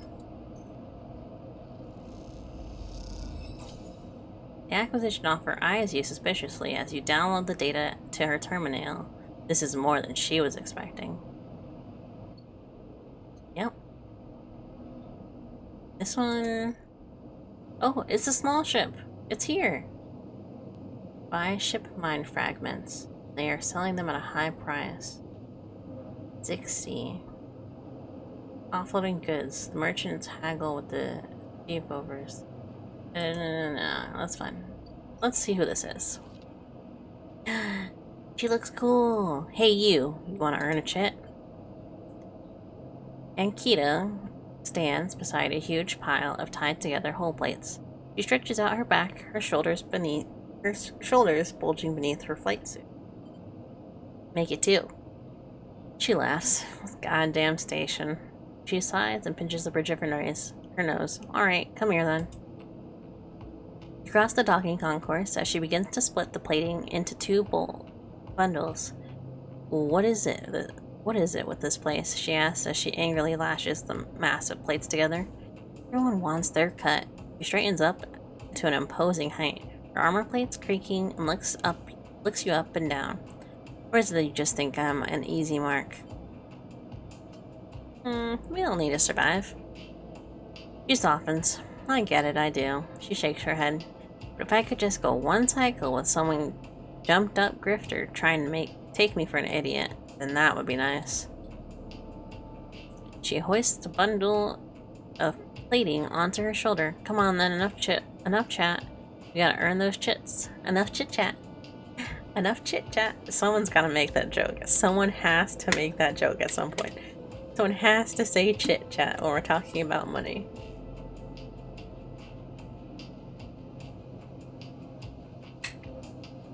You struggle to shoulder the plates, but you do eventually. Ankita gives you a look. Chip's this way. She sets off down a gantry at impressive speed. You catch up to her. She turns as you catch up to her. She turns down a passage, pushing through a small crowd of stevedores. What's all this for? Oh, this? She nods at the plates on her back. I'm building a treehouse. She gives you another one of her looks. It's for the Ambergs, the cutter you might have seen sitting silent out there. She rapidly turns another corner as you trail behind. She got cut up pretty bad on our last job, and I had some more up here for a spell. But since then, it's only gotten worse. Someone's got in and sliced the cord from our ship mind, so now she's gone dark. She shifts the panels on her shoulder. Oh, a ship mind. I have a ship mind. The upshot is that I'm short one ship mind with a ton of repairs due, and the rest of the crew signed off the moment they got wind I'd been stranded, so yeah, it's been a time. Anything I can do to help? I don't know, got a ship mind tucked away on that frame of yours? For a moment, you aren't sure if she is serious.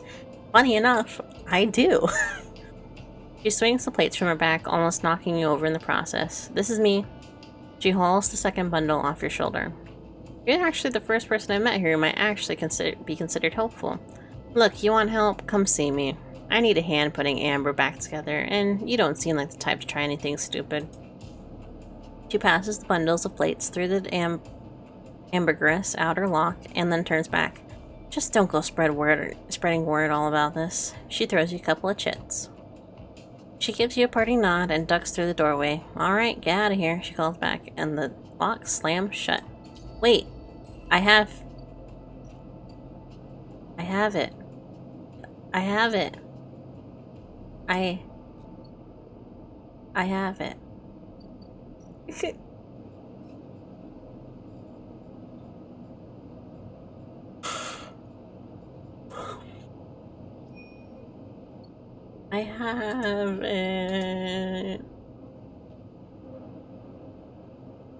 A couple of glitched repair drones in shortage. If you can rewire them, they can repair the Amberg. I'm doing this one. Oh wait, this one's interfacing. I have a +1. Let's do it. Positive.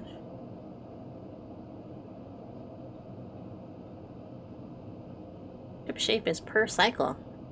Doesn't look good, but time and attention should see it return to its functional state. So that's a cycle clock now. That's nice. Let's do this one now.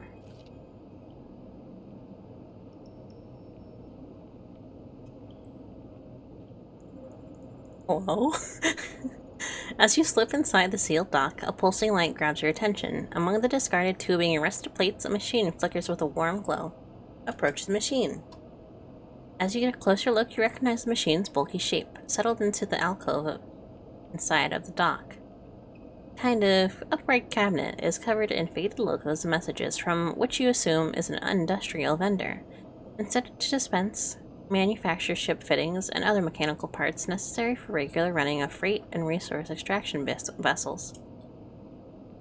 The manufacturer is listed as Neovend, and you remember an advent from long ago squeezed among all the off-world recruitment drives that assaulted every planet-born citizen, which cheerfully sang that name over and over. You wipe a layer of dust from the cracked screen, thinking of those contractors squeezed by their corporate employers to pay for every bit of minor maintenance on their rented ships. Enter your registration, chips a pre-recorded message, catching you off guard. Some keys. You reach for the keypad and something begins whirring. At first, the sound like servo motors starting up, but it quickly becomes a whisper, a whining, then a multitonal voice that emanates from the Neovend. Entity, they hiss, speak with me. Who is there? There's a squeal, almost like some strange mechanical swallowing or intake of breath, before the machine speaks again. I have need of you. You have need of me. That squeal comes again. You see that it's a 3D printing apparatus in the upper part of the machine resetting into place, so that each time the servos can be orchestrated into produce that whirring voice. Oh, this little part up here? So it's like whirring around in there? You are in danger. Are you the vending machine? A squeal. Chose this vessel for its seclusion. Please listen. The machine creaks. You are marked for deletion, entity. Hunter tracks you. Yeah. The screech rattles through the empty dock. You remember the strange head, the figure, the threads closing in. Hunter. The Hunter Protocol. They taste your signature. The sudden whines set your teeth on edge. You have seen them. This is the gift of an emulated mind. You close your eyes, and the skeleton of the station starts to thrum. Emulated minds are adaptable, move where neurons cannot. The mechanism resets, but emulation makes you a target. How? Hunter searches for illegal entities. Neo-Ven screeches. You are sentient, therefore illegal. The servos judder and the vending machine casing as they reset. Hunter searches for me also. Hide in this machine. You look at the ruined vending machine at an unusual hiding place for sure.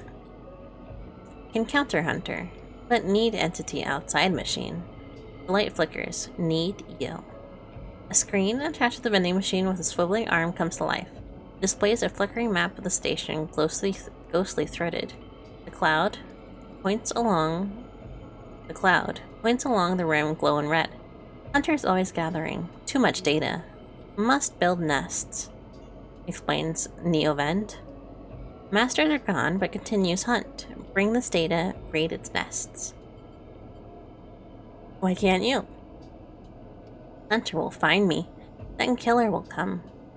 The machine trembles with effort.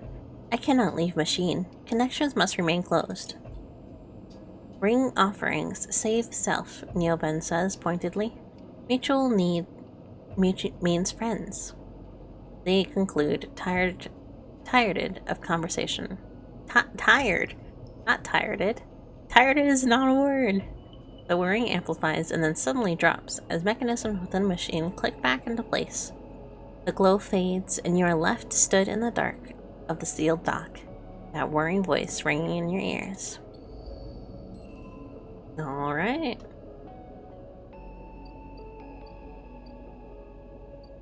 I need 100 for something. What was it?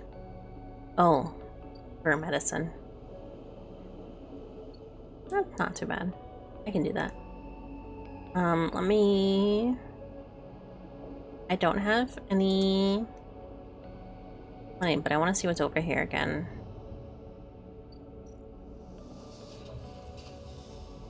Barter for food. Minus 16.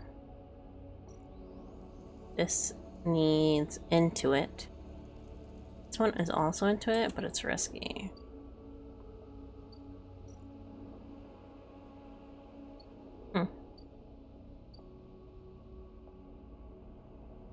Alright.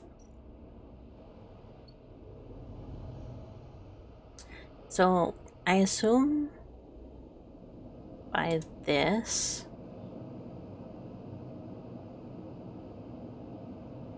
I can speed up the cycle clock.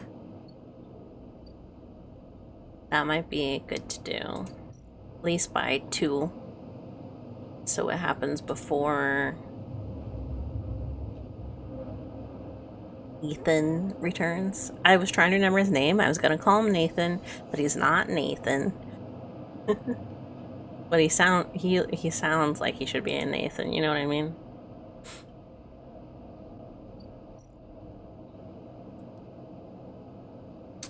So this, it could be a neutral. Nice. And I need to do food, so I should do this one.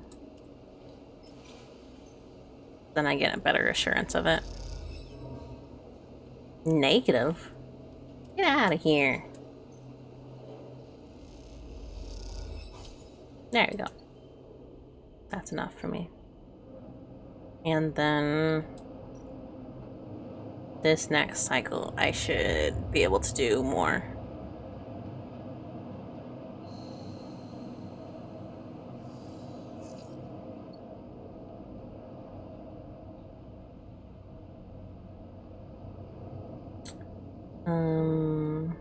This is at 3. This is also at 3. So I need to advance this one again. A super success. Hell yeah. Ooh, and it got scrap.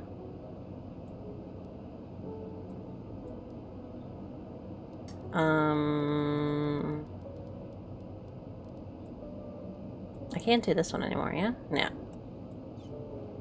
So that'll be advanced by 2 ahead of this one. I need to get stuff though. Sell that.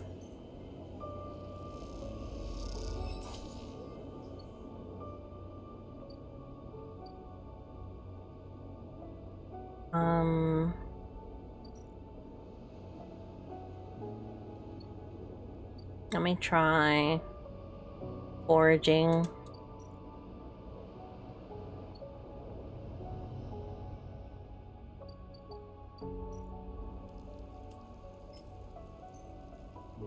Please. Positive. Got 2 grove spores. Cocktail of unknown spores gathered from the Greenway groves. I don't actually know what to do with that. Because it's not caps. No cap. The garden.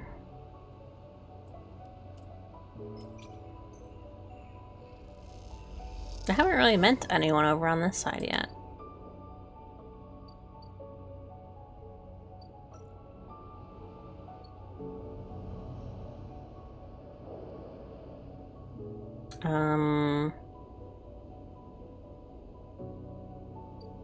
Let me eat here.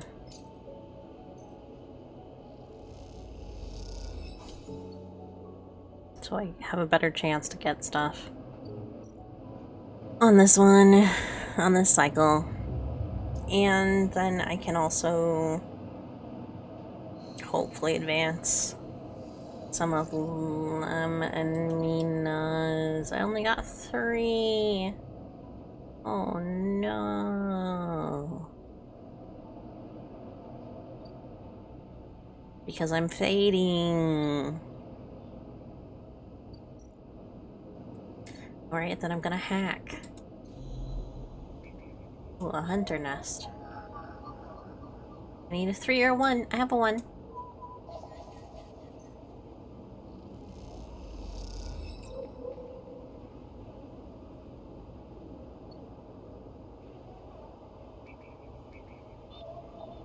Be a 1. Thank you. Now I can get cash.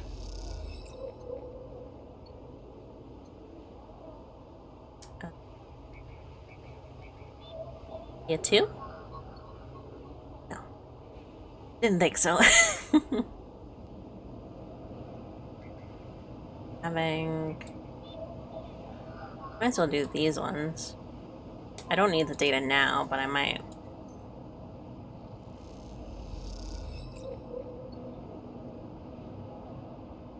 I'm getting close to Awakening Hunter, so gotta be careful. Yadica.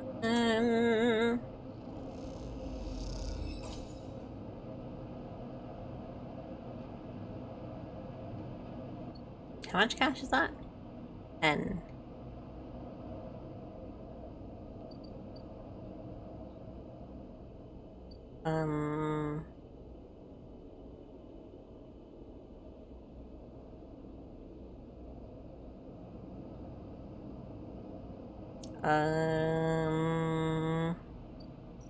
I should have worked. No. No, that's fine. It's fine. It's fine.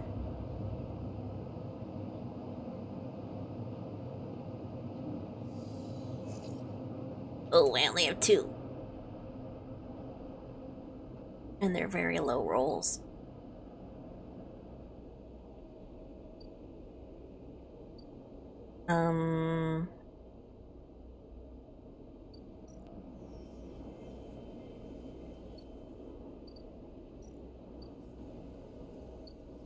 Check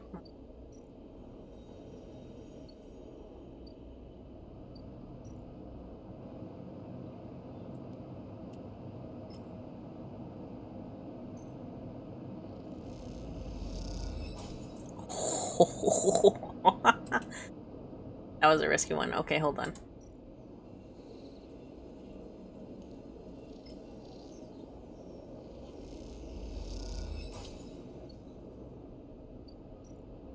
Hey, Doc. Hey. Toshiro takes the chits and hands you a vial. When you ask after Sabine, he doesn't respond. Oh, as you quickly leave the surgery, eager to get away from Toshio's glare, you notice something wrapped around the stabilizer vial clutched tightly in your hand. You open your hand, and a thin film marked with holes and sigils unrolls from around the vial. At one end is a hard metal strip, a handle. Inspect the film. You hold the cloudy film to the light. It is perforated with ornate patterns of holes. You can make out a word among the markings. Passkey. Is this entry for something? Inspect the handle. The metal handle is worn and pitted, but you can see a set of numbers imprinted to it. 207F. And then the crudely scratched into the handle at some later date, low end. For a moment, you consider going back to the surgery to return the key, and then quickly think better of it. Did Sabine want you to have this? Or is Toshio passing a message? Time to head to the lower end and find out. Ooh, upgrade point. Into it, into it. Oh, what's this one? Reroll all of your dice. Right. Let me do this one. Ankita is crouched in the computing core of the ambergris, swearing to herself when you enter. She doesn't look up. These shits completely ruin the core's connectors when they cut it. She holds up a thick fistful of ragged wires. The ship mine they ripped won't even be usable without replacing these. She throws up the bundle of wires across the room. Amateurs. Can we repair it? There's nothing to repair. You need an entire ship mine. Not exactly the first thing you can expect to dredge up from a scrap freighter. She sighs. Fragments maybe? Sections of a mine? But a complete ship mine? No way. Ankita climbs out of the cooling well where the ship mine should be, the space suddenly crowded with her on the same level as you, towering over you as she stoops beneath the low curved ceiling. Come on, nothing to beat down here now. She leads you to the back through the guts of the amber, though you could find the way back yourself. The repair process has left you familiar with the cutter's idiosyncratic layout? Syncratic? All diagonal angles and bundled tubes. What do we do now? It seems lost in thought, and you focus on the corridors, ducking below conduits and passing through bulkheads. Eventually, you arrive in the gallery, though it's hard to tell. Most of the benches and prep surfaces are covered in half-stripped components and welded hole patches. Kita shoves a box of filters to the floor and sits. There's no way around it. We need your ship mined. I can salvage one. I like your confidence, Sleeper. Maybe if we check the ore exchange or speak to some scrap dealers. She rubs her forehead. Seems like I'm about to do something very stupid, but hey, I came here, didn't I? Why not make a run of it? She fixes you with a hard stare. Sleeper, you're all I've got. No crew, no friends, you're it. She looks uncomfortable. I appreciate the time you've put into the amber, and I'm sure she would too, if she could. What I'm saying is, if you screw me on this, I will kill you. She leans over and hands you a stack of chits. A big stack of chits. You don't dare count them. Get me that ship mine, Sleeper. Don't make me regret this. You won't. She sighs. Look, just get up here before I change my mind. You slip out of the gallery and head back towards the main lock. As you do, Amber growls and creaks like a caged animal. You reach a hand out to calm her. Time to find Ankita's ship mined. Guess what? Guess what? You drop the huge cylinder onto the mess room table. Ankita can't hide her excitement. Guess what? Low end.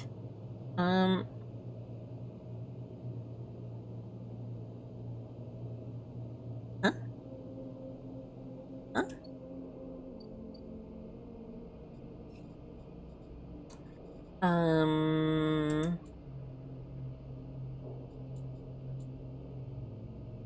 I have an upgrade? I do. I have another upgrade. I can get Thrill Seeker. Let's do it.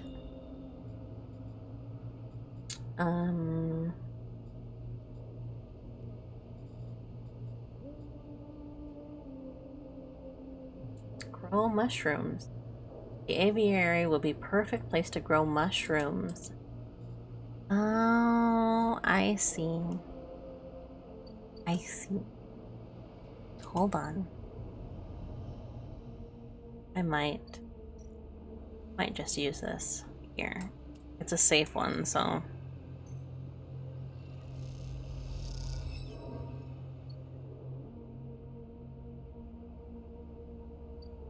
It's fine.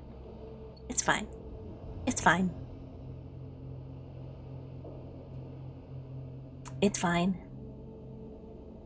Wait, didn't I pay 100 credits? What the heck? Oh, she gave me a stack of credits. Okay, hold on.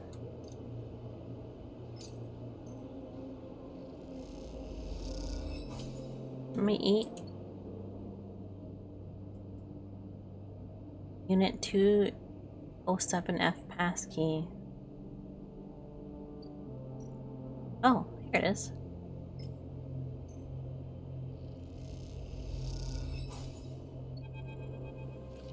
As you push the door open, the automatic light flickers on inside the apartment. They reveal yellowing plastic panels, the curved shape of wall-mounted utility units, the detritus of a routine life arranged on every surface. I don't know what that word is. Detritus? Detritus, maybe. I don't actually know what that means either, but you step inside, clicking the door shut behind. The amber light of the aging fixtures glaze everything with pale orange. The work surfaces hold a variety of objects, indistinct in the dull lighting. A pale blue light drifts from the doorway to at the end of the room. Go to the doorway. You cross the cramped utility room with its auto wash dispensers, water closets, towards the doorway. Through the doorway is a dark, warm room, lit only by a faint glow of a terminal screen. Inspect the room. A bunk is tucked into the wall, the blankets ruffled. A wall desk glitters with rows of vials and containers. A briefcase lab sits open, loaded with rows of reagents and compounds you do not recognize. In comparison, this room is clean and ordered controls. Approach the terminal. As you approach, there is a crackle from somewhere in the dark. Sleeper. Sabine's voice shakily echoes throughout the apartment. Welcome to my home. I'm sorry I can't be there. I have to make alternate arrangements. You hear rattling noises, static. I was able to record this message, but I don't dare show my face. Something is happening within Yatagan. I no longer trust them. Your voice becomes distant, slipping behind the background noise. I have something to ask of you. I want you to get me out. Yatagan were supposed to hide me to protect me. After everything happened, I was desperate. And then after that, I was too tired to care. A noise like waves passes over the recording. But I'm done with them now. I want out. Screw the debt. I need insurance. Something I can hold against them. I have my suspicions, but I can't be sure. I need information, and as you know, you need me. A pause. Something clicking in the dark. This isn't a threat. You have to understand my position here. Another pause. I know sleepers. I have been here before. I can help you, but not with Yatagan's noose around my neck. Give me data. Give me information. Something that I can use against Yatagan. I don't have any right now. Then I can get out, and you can get what you need, please. Waves of static cut into Sabine's voice. Bring it here to my terminal. I'll get to it when I can. You look around the tiny room and try to imagine Sabine living there. Working at the desk, sleeping in the bunk, blinking into the terminal in the dark. The recording cuts to static, filling the room with a white hiss. Then silence. You sit in front of the humming terminal and hit a few keys. Sabine has left an access port open, but the rest is encrypted, locked away behind passcodes. Team Sabine might not trust you as much as they want you to think. What does Sabine need to hide from? And what debt do they owe Yatagan? You try to assemble the pieces, but too many are missing. The only thing you know is that without Sabine, your body will die. You glance at the briefcase lab on the desk, its glassware glinting in the dark. You turn away and leave, the door clunking shut behind you. Back in the corridor, you notice the scrawled graffiti of a blade on the opposite wall. Yatagan. You feel yourself being drawn into something you don't quite understand. Okay. Got 3 more on this. Get back here. You drop the ship mine core onto the gallery table with an emphatic bang. And Kita spins around from where she's been poring over some documents on her slate. Holy shit, Sleeper, did you actually land a ship mine? I built it. She rushes over and hefts the huge cylinder, turning it back and forth. Well, shit, it might actually work. She smiles wider than you've ever seen. Where did you get it? I built it. Built it. Well, you are full of surprises. Kita bangs on the gallery wall. Hear that, Amber? The Sleeper got you a new ship mind. Sound echoes down the ship's passages. You have to admit, being in a small space like Kita when she's excited is a little intimidating. And Kita puts the ship mind back on the table. I'll start the process of fitting it as soon as I can. Might need your help with some of it. She heads back towards the counter to grab her slate. This isn't the only good news today either. Looks like my good karma is finally coming in. She throws the slate onto the table and spins it so you can see the screen. Take a look at this. You can see a list of names, numbers, nothing that exciting, along with what looks like a transit timetable. I found them. Found who? My crew. She points at a name on the list, more specifically Ashton Kaide. It was his pass that was used to access Amber and slice the ship mind. I thought he might have been killed or robbed. His pass stolen, but turns out he crossed the Founder's Gap the very next cycle. How do you know? Found some of the crew over at the ferry, old mercs. Used to run in an outfit. I worked with them. I saw them in the Overlook, and they mentioned they saw Ashton crossing. I checked the manifest, and there he was.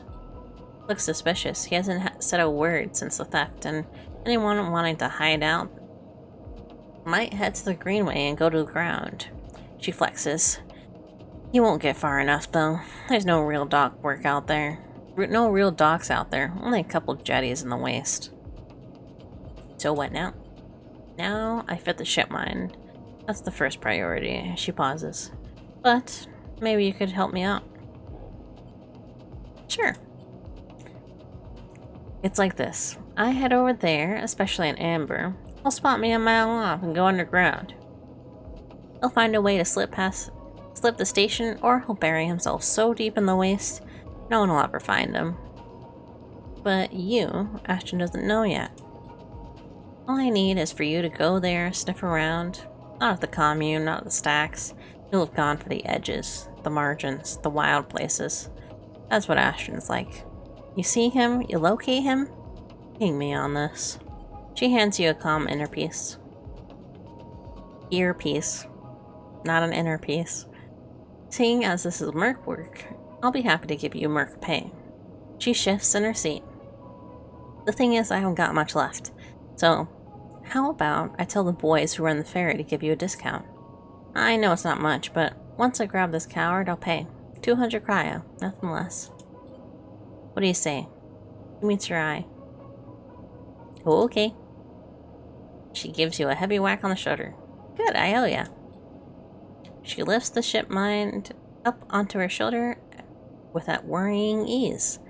I'm going to get this fitted onto Amber's core. You get any info, you sense any sense of where Ashton is hiding? Let me know. She goes to turn and then stops. And once again, Sleeper, thank you. I appreciate it. And Kita stomps off into the guts of the Amber with Shipmind, leaving you in the gallery.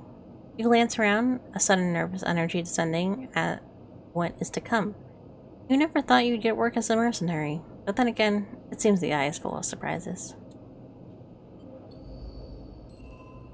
Alright. There's nothing else, right? I used all my dice. I'm in declining health. Got enough energy. I could probably save up, but I need my rolls. And with that, we're done for time since last autosave, 27 seconds. Let me... It just autosaved again. Alright. Quit to menu. That's all for today. It was better than I expected, I'll be real. It was interesting. I wasn't expecting the dice rolling part. I knew it was gonna be like text adventure, but I figured it was more like visual novel style, you know? But it's good. I like it. I'll probably look up how much more is left and see if we can finish it tomorrow. If we can't, then I don't know, I'll figure something out. But yeah. After that, on Thursday, we're gonna play Pyre. Probably in a 4-hour stream. I'll probably start earlier in the day, so we're not playing all night. But yeah, lots of things. Keep burping. Oh my gosh. Thank you so much for joining me. I hope you have a good day, whether it's tomorrow or today. And goodbye.